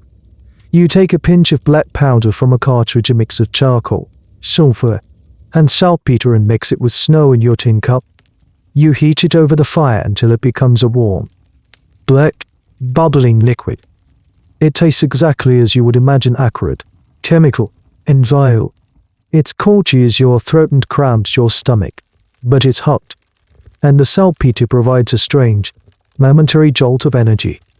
You drink it down, your whole body shuddering in protest. This is the point where the darkest taboo of human existence begins to surface: cannibalism. It doesn't start as a monstrous act of murder. It starts quietly, with the dead. You are marching, and you pass a body. One of the hundreds you pass every day. But this one is different. It's a man who died only an hour ago. His body not yet frozen solid. He was a fleshy man, well fed by the standards of the column. I thought, ugly and intrusive, worms its way into your mind. It's a thought you would have recoiled from in horror just weeks ago. Now, you entertain it. It's just meat. After all, he doesn't need it anymore. You don't do it. Not yet. But you see others who have crossed that line. You see small, secretive groups huddled around their fires at night, furtively roasting something over the flames that you know. You just know, isn't horse meat. They have a wild, haunted look in their eyes. They don't share. They don't make eye contact. They're silent. Terrifying pact has been made. The historical evidence for cannibalism during the retreat is overwhelming, found in dozens of soldiers' diaries and memoirs. It was, for many, the ultimate degradation, the final proof that they were no longer civilized men. Some accounts are clinical and detached, describing it as a grim necessity. Others are filled with self-numbed horror. The debate among historians is not whether it happened, but how widespread it was. Was it a rare act of ultimate desperation, or a common, unspoken practice in the final weeks of the retreat given the conditions? Many scholars lean towards the latter, arguing that the number of survivors would have been even lower without it. You witness a scene that will be seared into your memory forever. You stumble upon a small group of Württembergian soldiers, allies in your army. They have cornered one of their own comrades, a young boy who was rumored to have a sack of flour hidden in his pack. They are not reasoning with him. Their faces are skeletal, their eyes feverish. It's a pack of wolves turning on one of its own. You don't stay to watch the outcome. You just hurry past, your head down, a cold dread washing over you. The beast of hunger is now hunting not just the dead, but the living. Even your own meager possessions start to look like food. You have a small pot of axle grease for your musket. You open it, and the smell is rancid. You dip a finger and untaste it. It's a foul, waxy substance, but it's fat. It's energy. You ate it, scraping the pot clean with your blackened finger. This complete breakdown of all culinary norms is a powerful symbol of the Army's broader collapse. An army is defined by its logistics, by its ability to feed itself. Your army can no longer do that. It is devouring itself, literally and metaphorically. The rules of civilization are a luxury that your stomach can no longer afford. There is only one law now, the law of the belly, and it is a harsh and unforgiving master. You plod onward, your mind a feverish haze, fantasizing not of glory, not of home, but of a single, simple thing, a piece of bread, a real piece of soft, warm bread. It seems like the most impossible and luxurious treasure in the entire world. The fabric of the army is unraveling, thread by thread. The concepts that held it together, rank, discipline, loyalty, camaraderie, have become meaningless words, hollow echoes from a forgotten world. The only organizing principle left is the desperate, individual struggle for survival. And it is turning every man into an enemy of every other man. The most visible sign of this collapse is the breakdown of units. You are no longer part of the 3rd Company of the 24th Line Infantry Regiment. That is just a name on a piece of paper somewhere. You are now part of a small, fluid, nameless group of maybe 10 or 15 men. They are not necessarily from your old company. There's a German artilleryman, a Polish lancer who lost his horse, and a few other Frenchmen you don't know. You have banded together not out of friendship, but out of a grim, unspoken pact of mutual convenience. You sleep huddled together for warmth and post a rudimentary guard at night, but you know that this alliance is fragile. If you had a biscuit and the German was starving, would you share it if he had a better pair of boots than you and he fell? Would you hesitate to take them? You honestly don't know the answer, and that scares you. The authority of the officers has almost completely evaporated. What good is a lieutenant's command when he is just as cold and hungry as you are? You see officers trying to instill order, shouting at men to form ranks, and they are met with blank stares or open mockery. The only officers who still command any respect are the ones who lead by example, who suffer alongside their men and prove themselves to be strong and resourceful. But they are few and far between. More common are the officers who use their rank to take what little food or shelter is available, abandoning their men to their fate. The Imperial Guard is the last bastion of discipline. They still march in formation. Their tall bearskin hats a symbol of their elite status.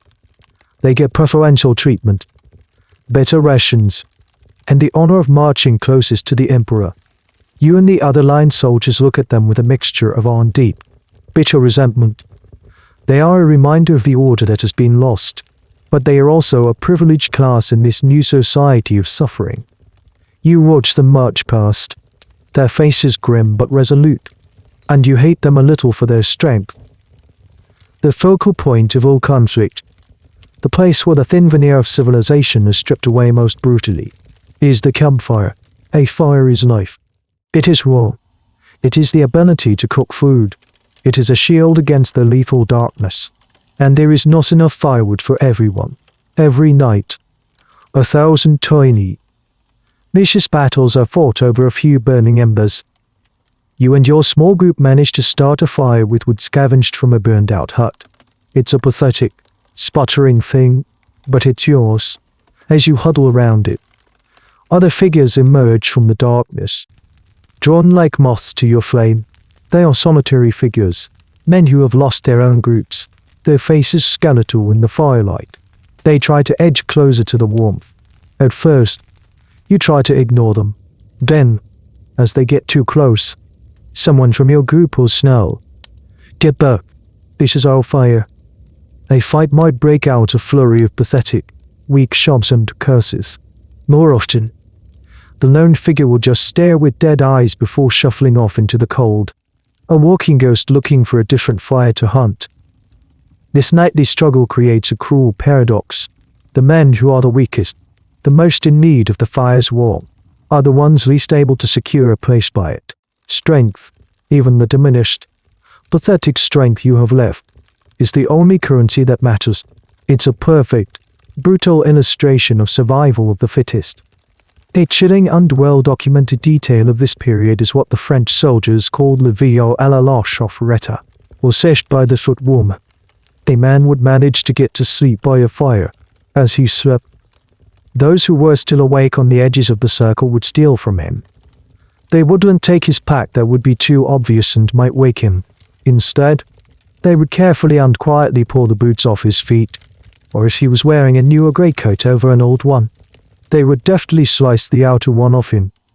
The man would wake up hours later, his place by the fire lost, his feet now exposed and likely frostbitten. It was a crime that was also a death sentence. The historical debate here often touches on the nature of human society. In extreme circumstances, does our true nature, selfish and brutal, emerge, or are these behaviors an aberration? A temporary madness induced by conditions that no human is meant to endure. Survivors' memoirs are filled with both. For every story of a man stealing boots from a sleeping comrade, There is another of a man sharing his last biscuit with a friend, or carrying a weakened officer on his back for miles. The retreat was not just a story of collapse, it was also a story of isolated, heroic pockets of humanity and loyalty shining all the more brightly against a backdrop of utter darkness. You experience this contradiction yourself. One evening, you trip and fall, and you don't have the strength to get up. You just lie there in the snow, and a strange sense of peace washes over you. It would be so easy to just close your eyes. But then, the Polish lancer from your group, a man whose name you don't even know, comes back for you. He hauls you to your feet, curses at you in a language you don't understand, and shoves you forward. He saved your life. An hour later, you see the same man use his bayonet to threaten another soldier for a piece of frozen horse meat. He is both a savior and a brute, a hero and a villain. You realize that you are all of you, all these things at once. The lines have blurred. There are no good men or bad men anymore. There are only the living and the dead. The nights are the worst, but the mornings bring their own special kind of horror. As the weak, grey dawn breaks over the frozen landscape, you are forced to confront the work of the cold. You rise, your body a symphony of aches and pains, and you look around at the camp, and you see them, the sentinels. They are everywhere, men who died in the night, frozen into the position they held in their final moments. They dot the landscape like strange, grim statues. The most haunting are the ones who died on watch. You see a grenadier, still standing, leaning on his musket, his back against a pine tree, from a distance. He looks alert, on duty, but as you get closer, you see the thick frost on his eyebrows and mustache, the pale, waxy sheen of his skin. His eyes are open, staring blankly at the horizon he was supposed to be guarding. He is frozen solid, a monument to a duty he fulfilled until his last, icy breath. These frozen sentinels are a powerful, silent reproach. They are a testament to the discipline that once defined you all, now mocked by the indifferent cruelty of nature. The army still goes through the motions of posting guards at night, but it's a futile gesture. The real enemy isn't one that can be stopped by a bayonet. The real enemy is the air itself. You pass a group of men huddled around a cannon. They seem to be in conversation, but they are all dead. They died in their sleep, seeking the imagined shelter of the great metal gun. And the cold took them all at once. Their bodies are so rigid that when the column needs to move the cannon, the living soldiers have to break the dead men's frozen arms to pry them away from the wheels. The sound of snapping bone is dry and sharp in the frigid air. The sheer number of the dead is becoming a logistical problem. The road is littered with them. You no longer walk on a path of mud and snow, but on a carpet of frozen bodies. You have to step over them, sometimes on them. At first, it was horrifying. You would avert your eyes, whisper a prayer. Now, you feel nothing. It is just an obstacle. You are numb, your capacity for shock and horror completely exhausted. You look down at her face, frozen in a silent scream, and you feel no pity, no fear. You only feel a dull, pragmatic thought: his boots are better than mine. A particularly macabre and little-known detail from this phase of the retreat is the use of the dead as furniture. At night, when trying to make camp on the open, frozen plain, men would find it difficult to keep from sinking into the snow, so they would collect the frozen bodies of their comrades and arrange them in a circle to form a low wall, a windbreak. They would then sit on other bodies, using them as benches to keep themselves off the freezing ground. It is an image of such profound degradation that it's almost impossible to comprehend, yet it is mentioned in multiple, independent survivor accounts. It is the absolute terror of humanity, where the bodies of your friends become mere objects, tools for your own survival. The historical controversy surrounding these events is often one of tone and emphasis. Some classic 19th century histories of the campaign tend to romanticize these deaths, framing them as heroic sacrifices. The frozen sentinel at his post becomes a symbol of unwavering French loyalty and courage. More modern historians, however, take a grimmer, more clinical view. They argue that this romanticism sanitizes the true horror of the situation. These men weren't heroes choosing to die for a cause. They were victims of catastrophic leadership and logistical failure, dying cold, miserable, and anonymous deaths. They were not sacrifices on the altar of glory, they were simply casualties of the cold. You see the truth on this grimmer view every day. There is no glory here. There is no honor. There is only the slow, grinding, and deeply personal process of dying. You see a young drummer boy, no more than 16, sitting by the road. He is weeping, his hands too frozen to hold his drumsticks. He looks up at you as you pass, his eyes pleading. I can't feel my feet. He whimpers. You know what that means. You know he won't last another day. You want to help, to say something comforting. But what can you say? The platitudes about the glory of France and the genius of the emperor are bitter ash in your mouth. You just look away and keep walking. To stop for him is to risk becoming a frozen statue yourself. This is the great, unspoken terror of the march, the fear of becoming one of them.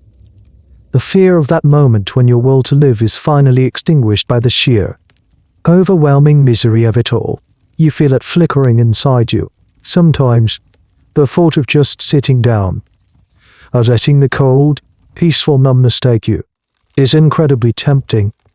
It seems so much easier than the endless, agonizing effort of taking another step.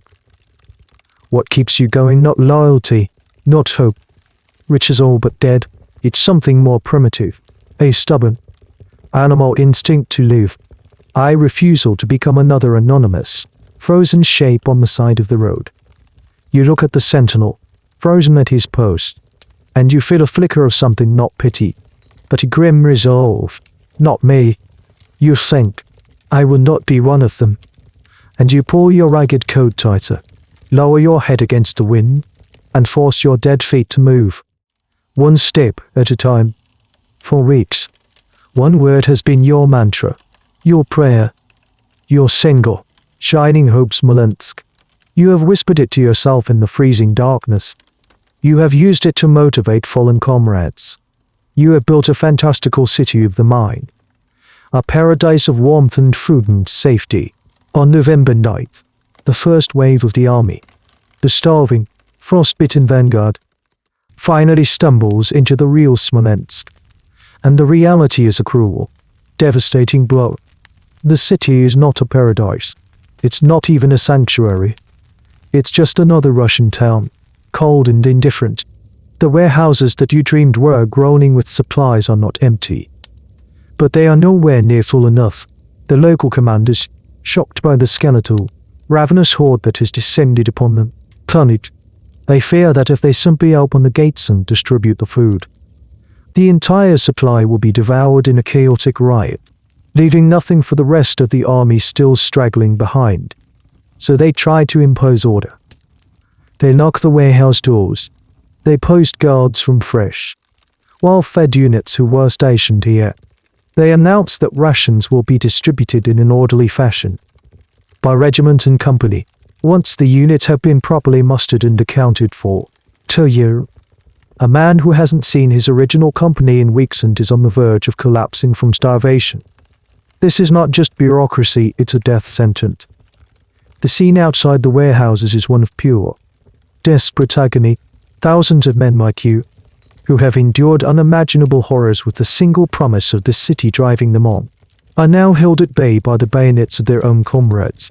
You press against the crowd, your body weak, trying to get closer. You can smell the faint, intoxicating aroma of baking bread coming from within the city. It drives you mad. You scream. You plead. You curse. We are starving. For the love of God, give us bread. The guards, their faces a mixture of pity and fear, just hold their positions, shouting for everyone to form their original call. It's an impossible command. The corps are shattered. The regiments are ghost formations. Men who have forgotten their commander's name are supposed to find their unit in this swirling, chaotic mass of half-dead soldiers. It's a tragic farce. Some groups, driven by a primal rage, try to storm the gates. They are met with bayonets. French soldiers are fighting French soldiers for a loaf of bread, right at the gates of their promised salvation. You eventually find a few other men from your old regiment. An officer, his face gaunt and his uniform in tatters, tries to create a semblance of a roll call. He gets about 20 names. Your group is finally allowed past the gates and directed to a distribution point. After hours of waiting in the freezing cold, you are handed your ration: a few pounds of flour, a small piece of rancid bacon, and a biscuit. You look at it in your hands. This is it. This is the great bounty of Smolensk you have been dreaming of for 400 miles. You are so weak and so hungry that you start to eat the raw flour on the spot, stuffing it into your mouth with your bare, blackened fingers. A lesser-known and tragic detail of the arrival in Smolensk is what happened to many of the soldiers who did manage to get food. Their bodies, shrunken and accustomed to starvation, could not handle the sudden intake of sustenance. Men who gorged themselves on bread or raw meat would suffer from agonizing stomach cramps, a condition known as refeeding syndrome, though they had no name for it then. Their systems would go into shock. Many died in agony, their bellies full for the first time in weeks, killed by the very thing they had craved most. You see it happen to a man next to you. He devours his entire ration in a frantic minute, then collapses, clutching his stomach, a look of shocked disbelief on his face. The historical debate around Smolensk focuses on the question of blame. Was it a colossal failure of foresight by Napoleon's administration, which failed to stock the depot adequately, or was the blame on the local commanders, whose rigid adherence to military protocol in the face of an unprecedented humanitarian disaster was a fatal error? Many historians argue it was a systemic failure.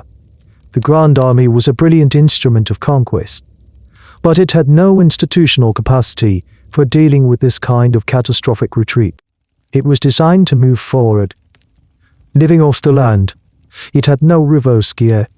You find a place in a crowded, filthy barracks to spend the night. There is no warmth, no comfort, but for a few hours, you are not marching.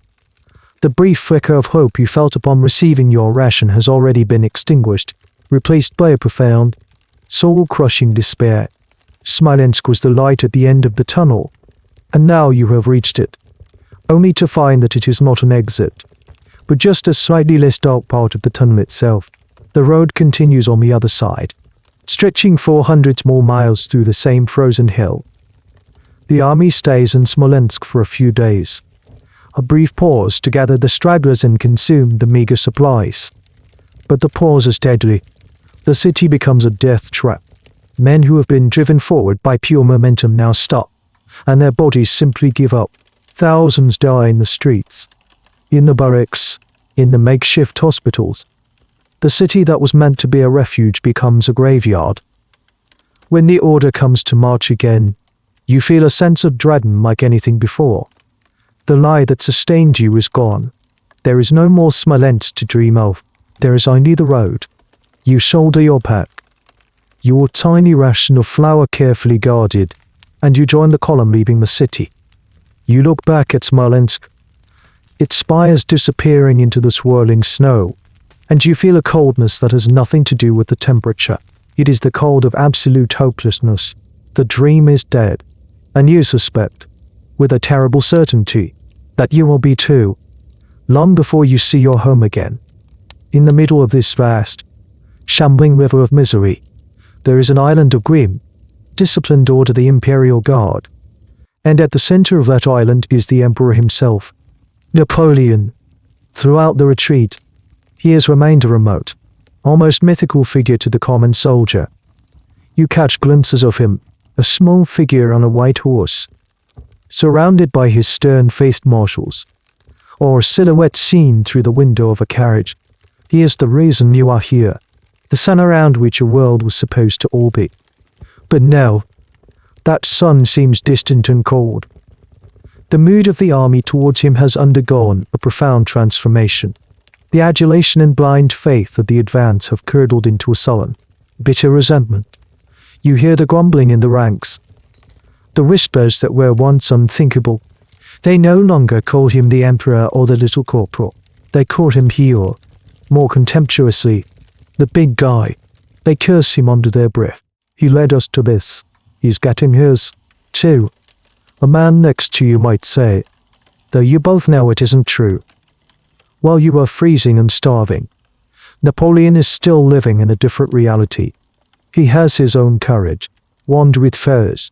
He has his personal cook and a protected supply of food and wine. He is surrounded by his loyal, well-said old guard, who form a protective cocoon around him, shielding him from the true horror of what his army has become. He sees the dead on the road. Of course, he sees the stragglers and the chaos. But it's like he's watching it from behind a pane of glass. He doesn't feel the cold in his bones or the gnawing hunger in his belly. After leaving Smolensk, however, something shifts. The sheer, overwhelming scale of the disaster seems to finally penetrate his bubble of command. The failure of Smolensk to be the promised salvation was a blow not just to the army, but to his own strategic calculations. He becomes more withdrawn, more grim. The legendary confidence begins to show cracks. You witness a small, telling scene. The column has halted near the town of Krasnoye. The Russian army, emboldened by your weakness, is now pressing closer, attacking the column directly. For the first time, Napoleon himself is in real, physical danger. You see him get off his horse and walk among the soldiers of the old guard. He is carrying a simple birch walking stick, his face pale and set. He speaks to them, his voice low but firm, trying to rally them for a coming fight. For a moment, you see a flash of the old Napoleon, the general who could inspire men to achieve the impossible. But there is a weariness in his eyes you've never seen before. A flicker of something that looks almost like desperation. It's during this period that one of the most debated and curious incidents of the retreat occurs. According to the memoirs of his aide-de-camp, Colonel, Napoleon holds a council with his most senior marshals. He openly discusses the possibility of his own death or capture. It is at this point that he asks his personal physician, Dr. Given, to prepare a dose of lethal poison for him. It's a mixture of opium, belladonna, and other substances, sealed in a small bag that he wears around his neck. It is his ultimate escape plan. This suicide pouch is a stark testament to how dire he believed his own situation had become. The historical debate around this is fascinating. Did this reveal a hidden fragility in the great commander's psyche? Was it a pragmatic, rational decision for a man who could not bear the humiliation of being paraded through the streets of London or St. Petersburg in a cage, or was it, as some pro-Napoleonic historians have argued, a sign of his ultimate sense of responsibility, a willingness to take his own life rather than let the symbol of the empire fall into enemy hands? Whatever the interpretation, the image of the master of Europe carrying a secret poison pouch is a powerful symbol of how far he had fallen. For you, the soldier on the ground, the emperor's personal anxieties are an abstraction. Your concern is more immediate. The Russians are attacking, and you are forced to fight. Marshal Ney, in command of the rear guard, performs legendary feats of heroism, fighting desperate holding actions to allow the main body of the army to escape. These battles around Krasnoye are a bloody, chaotic mess. You are no longer fighting in disciplined lines. You are huddling behind a broken-down wagon, pointing your musket. Your hands so cold you can barely pull the trigger. You are not fighting for France or for the Emperor. You are fighting for the man next to you, and for a few more minutes of life. After the fighting dies down and the column gets moving again, you see the Emperor's carriage pass. The curtains are drawn. He is invisible, shut away with his maps and his fears. The resentment you felt has cooled into a kind of weary pity. He is trapped, just like you are. His trap is made of failed ambitions and strategic miscalculations. Yours is made of cold and hunger. But it is a trap nonetheless. He is no longer a god of war. He is just a man in a carriage, riding through a graveyard of his own making, with a bag of poison around his neck. The myth has died, and all that is left is the grim reality. You've been marching west for what feels like an eternity, driven by a dwindling, animal instinct for survival. But now, a new obstacle looms, one that is spoken of in hushed, terrified tones up and down the column. It's a river, the Berezina. In a normal season, the Berezina would be a modest, easily crossable river, but this is not a normal season. Your hope was that the extreme cold would have frozen it solid, creating a natural, solid bridge of ice that the entire army could simply walk across. But fate, it seems, has one more cruel joke to play on you. A few days before you arrive, a freak thaw has set in. The temperature has risen just enough to weaken the ice. The river is not frozen solid. It's a churning, ugly mess of black water, choked with huge, grinding plates of floating ice. It's about 100 yards across, and the current is deceptively swift. And waiting for you on the other side, on the western bank, is a Russian army under the command of Admiral Chichagov. They hold the main bridge at the town of Borisov, and they are waiting to pounce on you as you try to cross. To the east, at your back, the main Russian army under General Kutovitz is closing in, slowly but surely. Another Russian force under Wittgenstein is pressing from the north. You are, in effect, walking into a trap. The Berezina River is the door, and the Russians are waiting on all sides to slam it shut. The news spreads through the ranks like a disease. This is it. This is the end of the road. You are going to be trapped and annihilated. The mood plummets from its already subterranean level to one of utter, black despair. You see men simply give up. They sit down in the snow, pull their ragged coats over their heads, and wait for the end. What's the point of walking any further? Only to be killed or captured at the riverbank. But Napoleon, for the first time in weeks, seems to be jolted out of his stupor. The imminent threat of total annihilation has reawoken the brilliant, cunning strategist within him. He devises a plan of audacious deception. He orders a small part of his force to make a great show of preparing a crossing at a point south of Borisov. They make loud noises, build campfires, and move formations around, all designed to convince Chichagov that this is where the main crossing will occur. It's a bluff. While the Russians are distracted by this feint, Napoleon has found a different spot, a remote, unguarded stretch of the river near a village called Studianka. This is where the real crossing will happen. But there is no bridge. You have to build one. The task falls to the Army's last remaining unit of engineers, the Dutch Bontenmiers. These are the unsung heroes of the entire campaign, led by General Ebel, a man in his 60s. These 400 or so engineers are all that is left of the Army's technical corps. They have managed, through sheer force of will, to save 2 wagons of essential equipment, saws, axes, hammers, and bags of precious iron nails. The work begins on the evening of November 25th. The engineers, led by Ebel himself, wade into the freezing, chest-deep water. The temperature of the air is brutally cold again, well below freezing, but the water is the real killer. It's a numbing, life-sapping cold that can kill a man in minutes. They work in shifts, standing in the churning, ice-filled river, struggling to doctor wooden wrestles into the muddy riverbed. They work by the light of pathetic fires on the bank. Their faces grim, their movements slow and deliberate. A lesser-known, heartbreaking detail is that General Ebel had been ordered to burn his precious forge wagons back in Smolensk to lighten the low. He defied the order.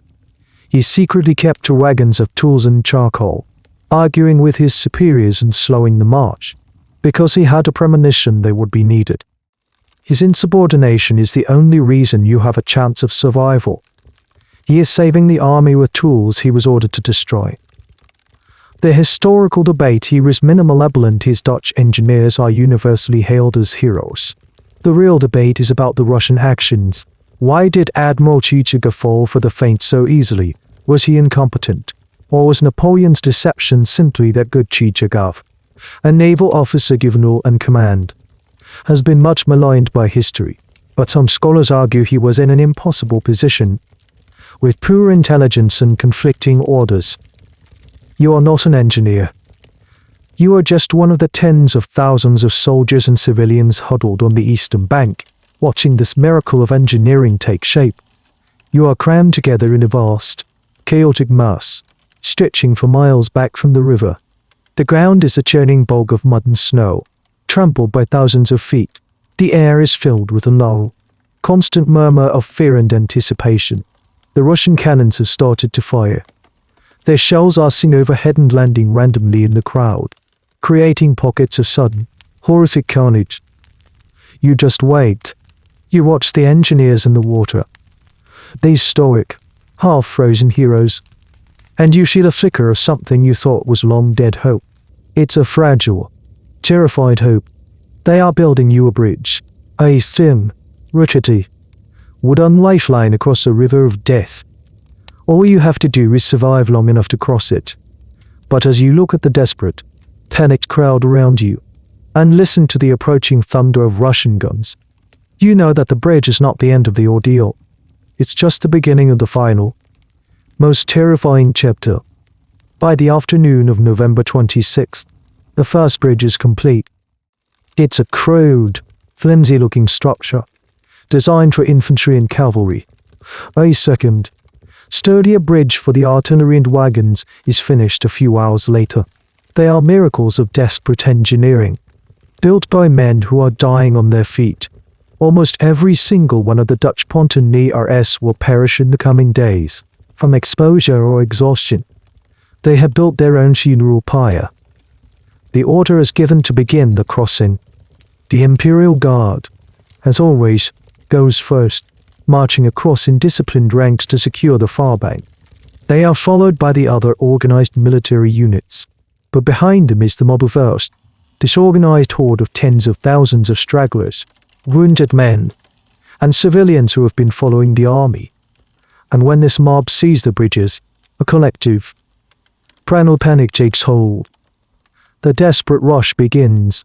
Everyone pushes forward at once, a tidal wave of humanity surging towards the two narrow wooden lifelines. All semblance of order dissolves. It's a frantic, terrifying crush. You are caught in the middle of it, your feet barely touching the ground. You are propelled forward by the sheer pressure of the bodies behind you, and you struggle to stay upright, knowing that to fall is to be trampled to death. The air is filled with a cacophony of screams, shouts, and prayers. You finally reach the entrance to one of the bridges. It's a bottleneck of pure horror. Men are fighting with fists and bayonets to get onto the planks. Horses, terrified by the noise and the crush, rear up, their hooves lashing out, crushing skulls. Wagons become death traps. Their wheels get interlocked, blocking the path. The drivers whip their horses, trying to force a way through, only to get more entangled. You see a carriage, probably belonging to a wealthy officer's family, get pushed sideways by the crowd. The pressure builds behind it until, with a great splintering crack, the carriage is shoved off the side of the bridge and plunges into the icy water below. You hear the screams of the people inside, a sound that is quickly swallowed by the river. You make it onto the bridge itself. The wooden planks are thick with ice and mud, and they groan and sway sickeningly under the immense, shifting weight. You don't dare look down at the black water churning just a few feet below. You just focus on the back of the man in front of you, taking small, shuffling steps, your hands clutching your musket like a talisman. The press of the crowd is so tight you can barely breathe. Then the Russian artillery finds its range. The cannonballs begin to rain down. They don't even need to be accurate. They just fire into the dense mass of humanity on the eastern bank and on the bridges themselves. I cannonball sights through the crowd just ahead of you. It doesn't explode, it's just a solid iron ball, but it tears through flesh and bone with sickening ease, creating a momentary, bloody void in the crush of people. The crowd surges to fill the gap, trampling the dead and wounded underfoot. The screams become more intense, more desperate. A lesser-known, horrifying aspect of the crossing was the ice dam effect. The bodies of the hundreds of people and horses who fell or were pushed from the bridges didn't just sink. They began to pile up against the trestles of the bridges. creating a gruesome dam of frozen corpses that threatened the stability of the entire structure. The engineers had to constantly work to push these bodies away with long poles, to keep the channel clear. The historical debate around the Berezina often centers on its classification. Was it a disaster or a victory from the Russian perspective? It was a failure. They had a chance to trap and annihilate Napoleon's entire remaining force, and they let him slip through their fingers. From Napoleon's perspective, it was a tactical masterpiece. He saved the core of his army, the Guard, the officers, and enough veterans to form the nucleus of a new force through brilliant deception and engineering. It was a victory snatched from the jaws of absolute annihilation. But for you, the individual caught in the chaos, there is no victory. There is only survival. You are halfway across the bridge when the second, larger bridge, overburdened with cannons and heavy wagons, collapses. A section of it gives way with a terrible, groaning crash. Wagons, horses, and hundreds of people are pitched into the freezing river. The sound of their collective death cry is a single, ghastly note that hangs in the air for a second before being drowned out by the cannons and the ongoing chaos. The collapse of the second bridge funnels even more desperate people towards your bridge, which is now the only way across. The crush becomes unbearable. You feel a rib crack from the pressure. You are pushed against the makeshift railing, which splinters under the strain. For a terrifying moment, you are looking straight down into the black, churning water. You see faces in the water, pale and pleading, their fingers clawing at the floating ice before they are swept under. You are saved by a surge from behind that pushes you back towards the center of the bridge. After what feels like a lifetime of terror, your feet touch solid ground. You are on the western bank. You have crossed the Berezina. You stumble forward a few yards, out of the immediate crush at the bridge's exit, and you collapse onto the snowy ground, your body trembling uncontrollably, your mind a complete blank. You have made it, but you don't feel relief. You don't feel joy. You just feel empty, hollowed out by a horror so profound that it has burned away all other emotion. You lie on the western bank of the Berezina, your cheek pressed against the cold, comforting solidity of the frozen ground. For a few minutes, you don't move. You just breathe. The air still hurts your lungs. The sounds of chaos are still raging behind you. But you are across. You are on the safe side of the river. When you finally have the strength to push yourself up and look back, the view is something from a painter's vision of hell. The single remaining bridge is still a solid, moving mass of humanity, a conveyor belt of desperation. The eastern bank, where you were just an hour ago, is a scene of unimaginable carnage. The Russian cannons are firing relentlessly into the dense, chat crowd. You can see the dark bursts of the impacts, the way the crowd rises and shifts like a wounded animal. The skies are low, oppressive grey, thick with smoke from the cannons and the burning wreckage. The river itself is no longer black, but dotted with the dark shapes of bodies, wagons, and horses, all being carried slowly downstream by the current. The sounds that travel across the water are a horrifying blend of splintering wood, the boom of artillery, the screams of the dying, and a strained, low, collective moan of thousands of people in absolute terror. You watch as a group of stragglers, realizing they will never make it onto the bridge, try to swim across. They strip off their heavy coats and plunge into the water. The shock of the cold is immediate. They gasp. Their limbs flail for a few seconds, and then they are gone, pulled under by the current or their own frozen muscles. Not a single one makes it. The crossing continues throughout the night and into the next day. The engineers, ghosts of men now, work ceaselessly to keep the one remaining bridge standing, patching it, reinforcing it, while the Russian shells fall around them. Marshal Victor's corps, which had been fighting a desperate rearguard action on the eastern bank, finally begins its own withdrawal, fighting for every inch of ground to give the last of the stragglers a chance. Then, on the morning of November 29th, the final, terrible act takes place. General Lebel, the heroic commander of the engineers, is given the order. The bridge must be burned. The Russian army is too close. To leave the bridge standing would be to give them a perfect path to pursue and destroy what's left of your army. The order is shouted across the river to the remaining crowd on the eastern bank. The bridge is being set on fire. Cross now or you are lost. The announcement triggers a final, mad stampede, but it's too late. The engineers, with tears streaming down their soot-stained faces, light the torches. The pitch and tar-soaked timbers of the bridge catch fire with a whoosh. You watch, helpless, from the western bank as the flames engulf the structure. You can see the figures still on the bridge, trapped between the fire and the enemy. Some try to run through the flames, others jump into the river. On the far bank, a crowd of thousands of men, women, and children is left behind. Their cries of despair and anguish are a sound you will never forget. They are abandoned, left to the mercy of the Russian cannons and the approaching Cossacks. You see them stretching their arms out towards you, their faces contorted in disbelief and terror, as the last link to safety burns before their eyes.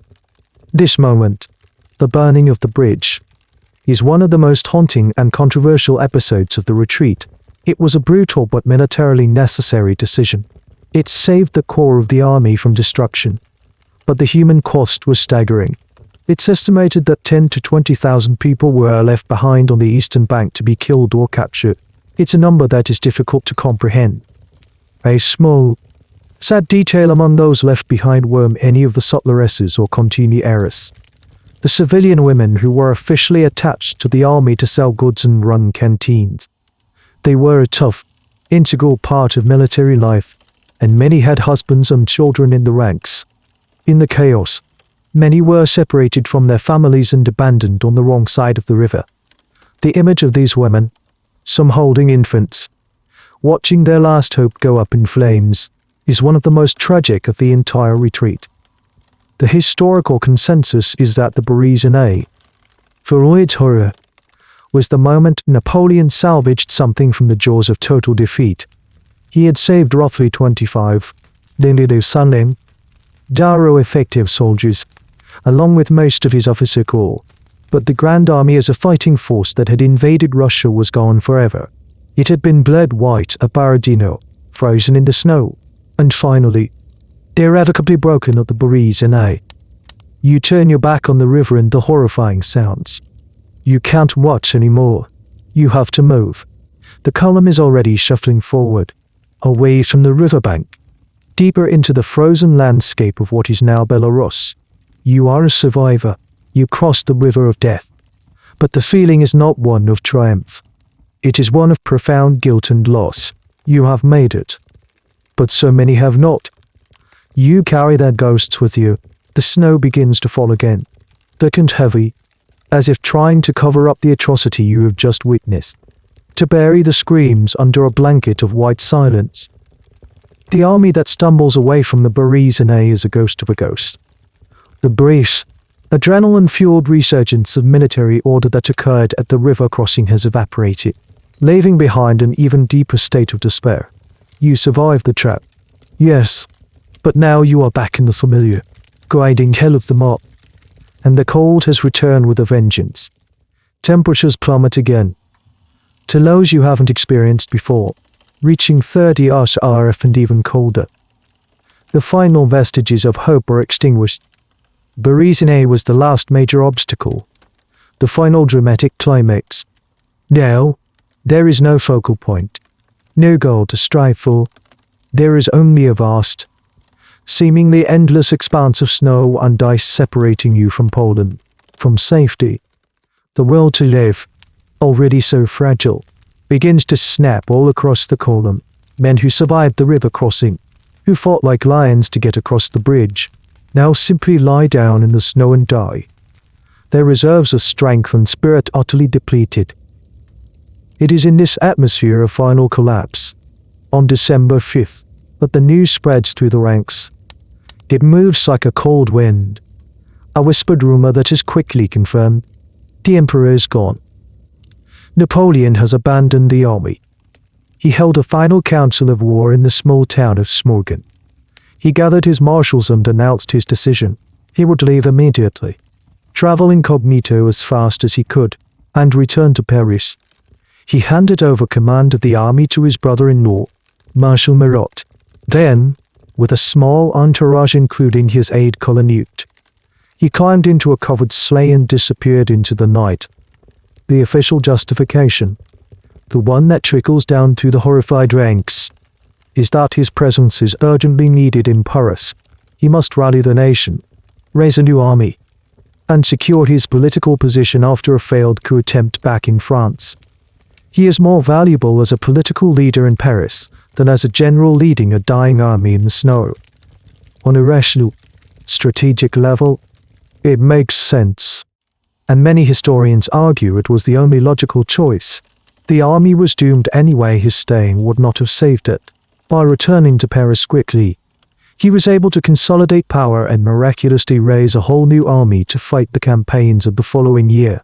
It was a cold, pragmatic decision to cut his losses and save his empire. But for you, the freezing, starving soldiers still shuffling through the snow, it is the ultimate act of betrayal. He was your leader, your emperor, the man who led you this frozen hell, and he has left you here to die. The psychological impact is devastating. It's as if the soul of the army has been ripped out. The one central pillar that held everything together, however tenuously, is now gone. You feel a strange mix of emotions: white-hot anger, a sense of profound abandonment, but also, weirdly, a kind of relief. The grand pretense is over.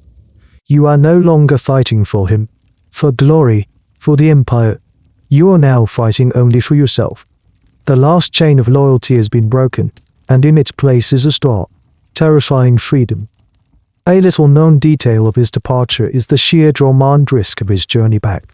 He traveled in a simple sleigh, often through territory still swarming with Cossack patrols.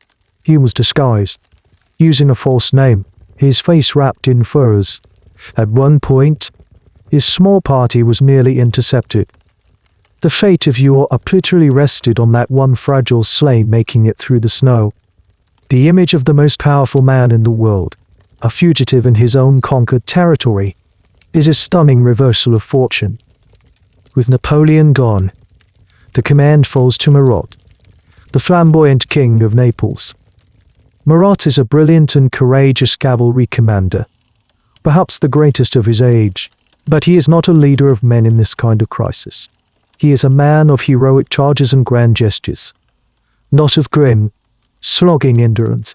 He looks at the shattered remnants of the army he has inherited, and he despairs. The final, pathetic disintegration of the Grand Army accelerates under his watch. He himself would abandon the army just a few weeks later, passing the buck to an even more junior commander. The march becomes a truce of keep you to save yourself if you can situation. The last organized units dissolve into a rabble. Men abandon their muskets, their pikes, anything that weighs them down. The only goal is to move west, to reach the city of Vilnius, in Lithuania, which is now being touted as the new Smolensk, the new promised land. But you've been fooled once before. You harbor no real hope. You just walk. You see a general, a man who once commanded thousands, now alone, wrapped in a woman's shawl, his face blackened by frostbite, begging a private for a piece of his frozen biscuit. The private ignores him and walks on. The social contract of the army is not just broken, it has been ground into dust.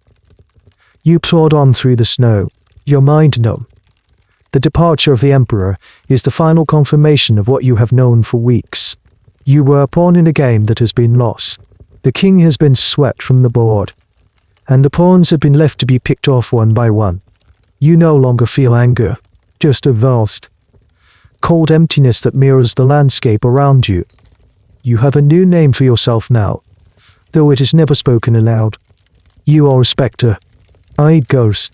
You look at the men shuffling around you, and you see a procession of phantoms.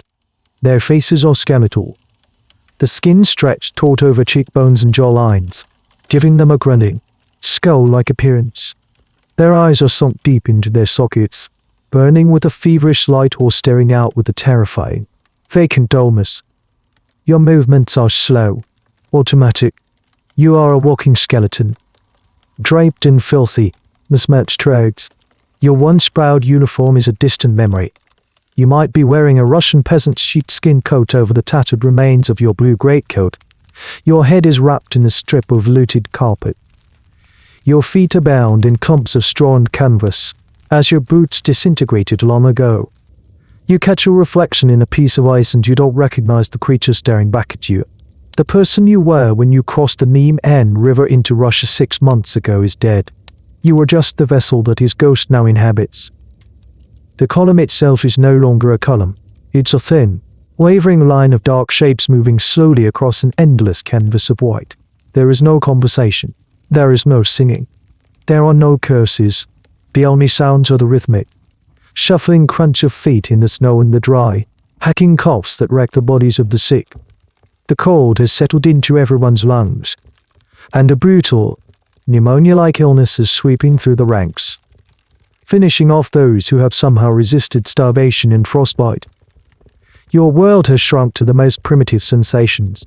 The feeling of the relentless wind on the tiny patch of exposed skin on your face. The dull, permanent ache of hunger in your gut. The effort of lifting one frozen foot and placing it in front of the other. Your mind has shut down all higher functions.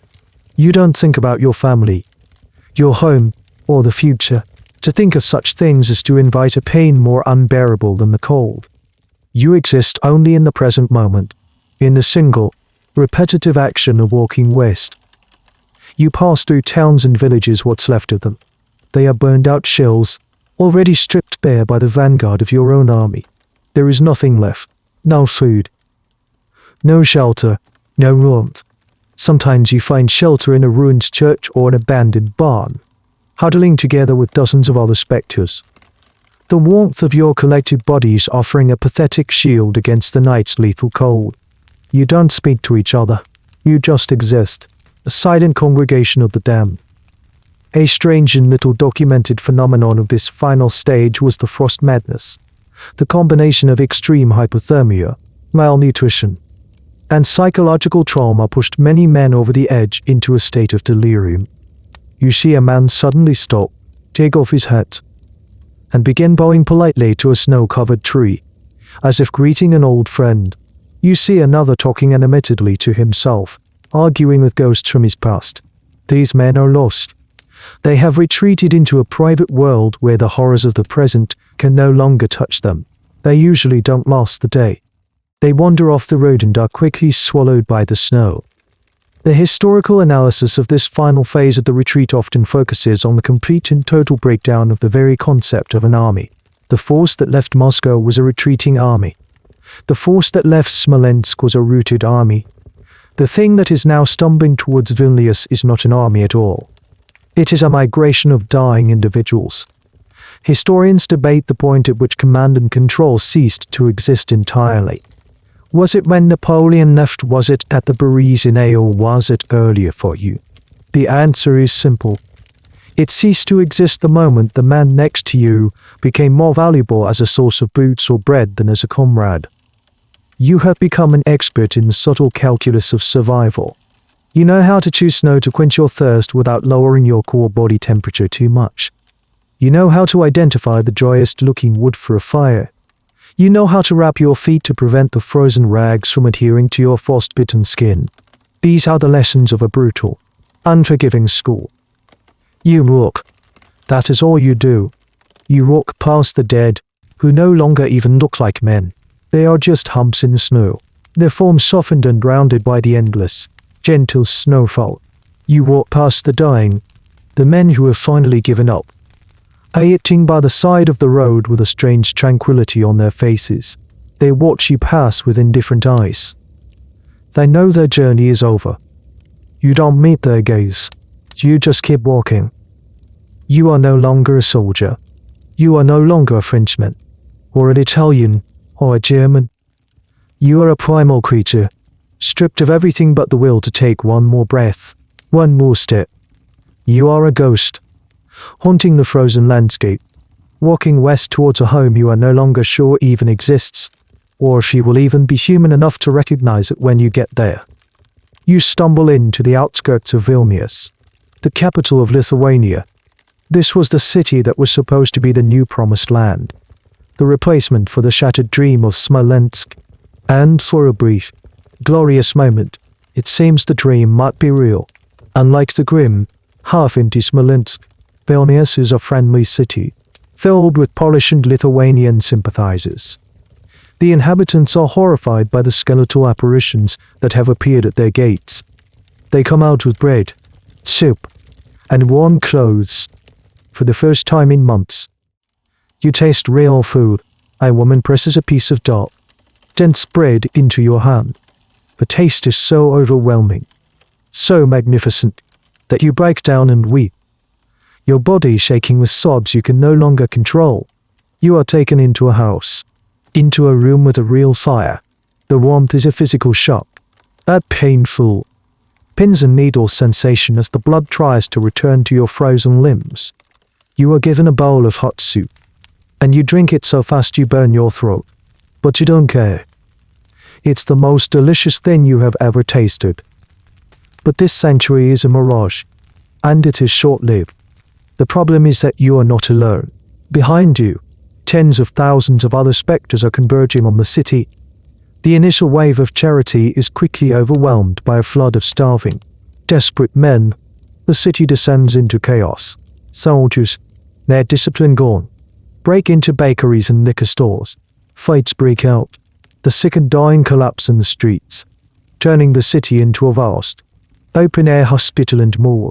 The fresh, well-supplied garrison stationed in the city, shocked and disgusted by the state of the veterans, tries to restore order. But it's like trying to build a dam against a tidal wave of misery.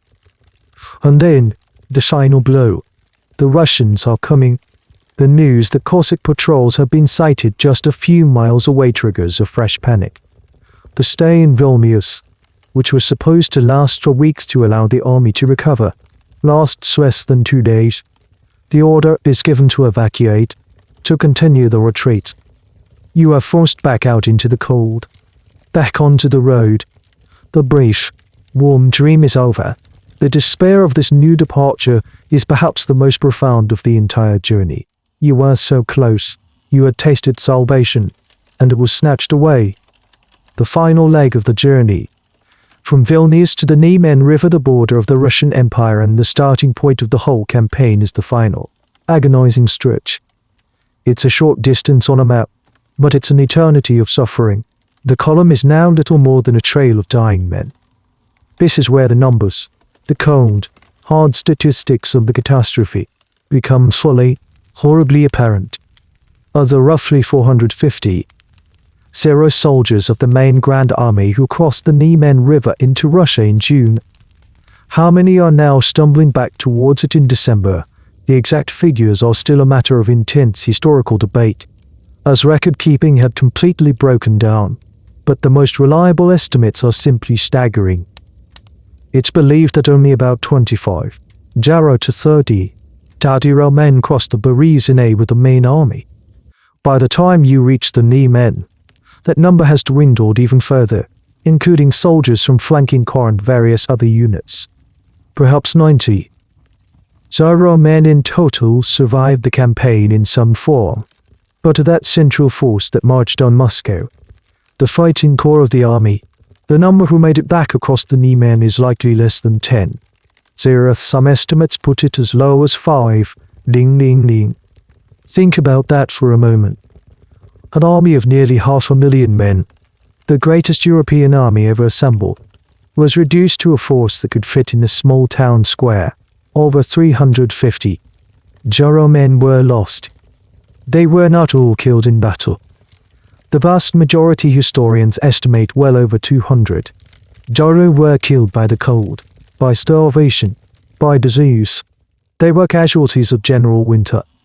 Tens of thousands more were captured. Their fate in the brutal Russian POW camps often no better than those who died on the road. A little-known but poignant statistic is the survival rate of the officers versus the enlisted men. Officers had a significantly higher chance of survival. They were generally better clothed, had better access to food, and often had horses for longer. This disparity created a deep and lasting bitterness among the common soldiers who survived, a sense of class resentment that simmered for years after the war. You finally reached the Niemen River. It's frozen solid now, a wide highway of ice. It's the same river you crossed 6 months ago on a massive pontoon bridge, full of pomp and confidence, with bands playing and deagles glittering in the summer sun. Now, you just walk across the ice, a hunched, anonymous figure. There is no ceremony. No one cheers. You don't even look back. When you reach the far bank, you are officially out of Russia. You are safe. You have survived. You have won the most terrible lottery in the world. But as you stand there, on friendly ground, you feel nothing. No joy. No relief. You look around at the other survivors, these hollow-eyed skeletons, and you know that the cost of your ticket was paid by the 350 gargoyles you left behind in the snow. You are a survivor. But survival is a complicated, messy thing. You eventually make it back to a garrison town in Poland or Prussia. You are given a real bed, real food, and medical attention from a horrified surgeon who looks at your blackened, gangrenous feet and just shakes his head. You lose 3 toes on your left foot and 2 on your right. You are one of the lucky ones. Many of the men who arrive with you die in the hospitals, their bodies too broken to recover. As you slowly regain a sliver of your physical health, you begin to hear how the story of your ordeal is being told back home, in France, and it is a story you do not recognize. The 29th Bulletin, the official dispatch written by Napoleon himself upon his return to Paris, has been published. It is a masterpiece of political spin. It speaks of the great victory at the Berezina. It praises the indomitable courage of the French soldier. It acknowledges the difficulties, of course. It mentions the terrible calamity of the Russian winter, which it describes as a premature and unusually severe act of nature. But the narrative it constructs is not one of catastrophic failure and human degradation. It is a story of heroic struggle against the elements, and noble tragedy. The blame is placed squarely on the weather, an unpredictable act of God that even the genius of the emperor could not overcome. The bulletin famously concludes with the line, "The emperor's health has never been better." This narrative is seized upon by the state-controlled press. The retreat is framed as an epic, a modern-day odyssey. The soldiers who died are not victims of a purely planned campaign, they are martyrs who fell in a heroic struggle against an unconquerable foe, nature itself. You, the survivor, are not a broken, traumatized man who ate gunpowder soup and stole boots from the dead. You are a hero, a veteran of the glorious Russian campaign, a testament to the enduring strength of the French spirit. You are given a new uniform. Your old one was burned as a biohazard. You look at yourself in a mirror, a gaunt stranger in clean clothes, and you feel like an imposter. People, civilians, come up to you and ask for stories. They want to hear about the glory, the battles, the emperor. They don't want to hear about the taste of frozen horse meat or the sound a man makes when he freezes to death. So you learn to lie. Or rather, you learn to tell the story they want to hear. You talk about the bravery at Berezina, the cleverness of the Berezina crossing. You omit the rest. The truth is too ugly, too horrifying for them to comprehend, and perhaps it is too horrifying for you to speak aloud.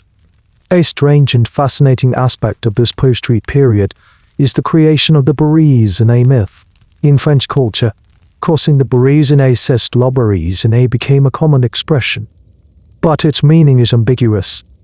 It can mean a total catastrophe, a complete disaster, but it can also carry a connotation of pulling off a success against impossible odds, of snatching victory from the jaws of defeat. This duality perfectly captures the historical debate that has raged ever since. Was it a disaster or a triumph of will? The myth allows it to be both at the same time. Historians who study propaganda and national memory point to the 1812 campaign as a textbook example of how a state can control a narrative, by seizing control of the story early and framing it in heroic terms. Napoleon was able to mitigate the political fallout of losing the largest army in European history. He successfully turned a military catastrophe into a romantic legend. The speed of his return was key. He got home before the majority of the broken, skeletal survivors did, ensuring his version of the story became the dominant one. You are now a part of that myth. A walking, talking piece of propaganda. You are trotted out on parade grounds, a living symbol of French resilience. But inside, you are hollow. You hear people celebrating the heroes of 1812, and you feel a bitter, silent rage. You think of the frozen sentinels, the men abandoned at the bridge, the boy who cried because he couldn't feel his feet. They are the reality. The parades and the praise are the lie. You receive a small pension for your injuries. You are officially retired from the army. Your fighting days are over. You are sent back to your village, a place you dreamed of every single day in the snow. But when you arrive, you feel like a stranger. The world is too raw, too loud, too full of life. The people are too naive, their concerns too trivial. They complain about the price of bread. You know what a real problem with bread is.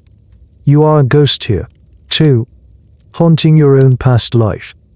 The legend of the Russian campaign will grow over the years, immortalized in paintings, books, and poems, but you will carry the silent, untellable truth of it with you to your grave.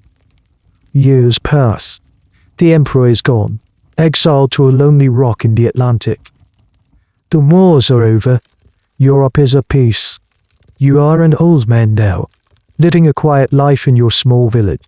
You have a family, a home, a trade. You are, by all accounts, a normal man. But you are not. A part of you never came back from Russia. It remains there. A young man frozen in the snow, forever walking west. The winter is the hardest time, when the first snow of the season falls. A cold dread seeps into your bones that has nothing to do with the temperature.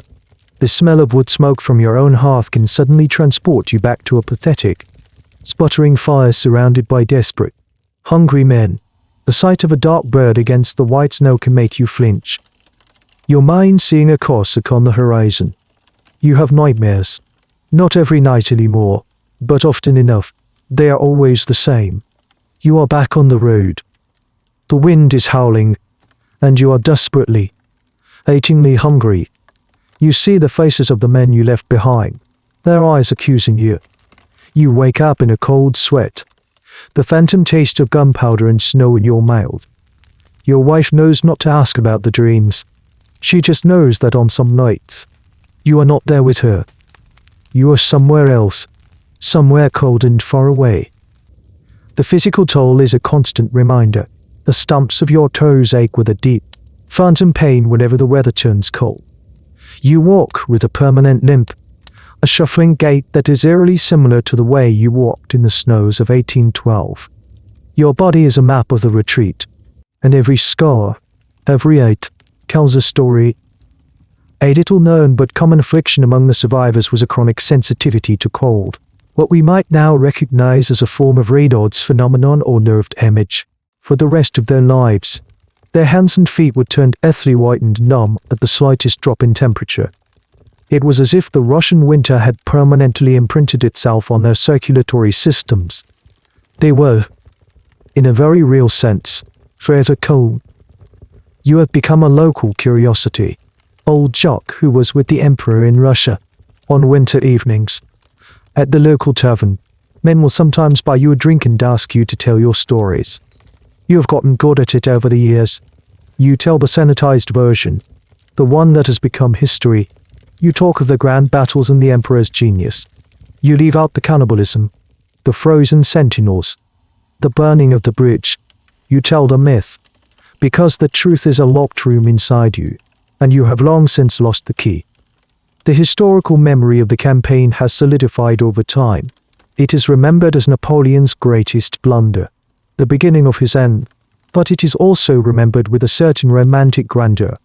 The paintings by Adolf Northam or an infographic by Charles Joseph Mann are the famous date, a visualization, showing the catastrophic decline of the army size correlated with the plunging temperatures of define the popular image of the event. They are powerful, but they are also clean. They can't convey the smell, the sounds, the sheer, grinding, personal misery of it all. The debate continues in books and lecture halls. Was it hubris? Was it the weather? Was it logistics? You don't care about the debates. You know what it was. It was cold. It was hungry. And it was lonely. One evening, your grandson, a boy of 10, asks you, "Grandpa, were you a hero in the war?" You look at the boy, at his warm, innocent face, and you think for a long time. You think of the Polish lancer who pulled you to your feet. You think of the Dutch engineers drowning in the icy water to build a bridge for you. You think of the boy you left on the side of the road because you were too weak to help him. No, you finally say, your voice a hoarse whisper, the heroes are the ones who did not come back.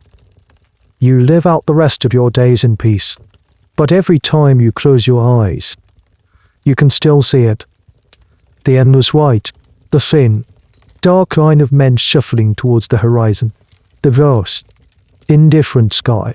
The retreat never truly ended for you. You are still walking, still trying to get home.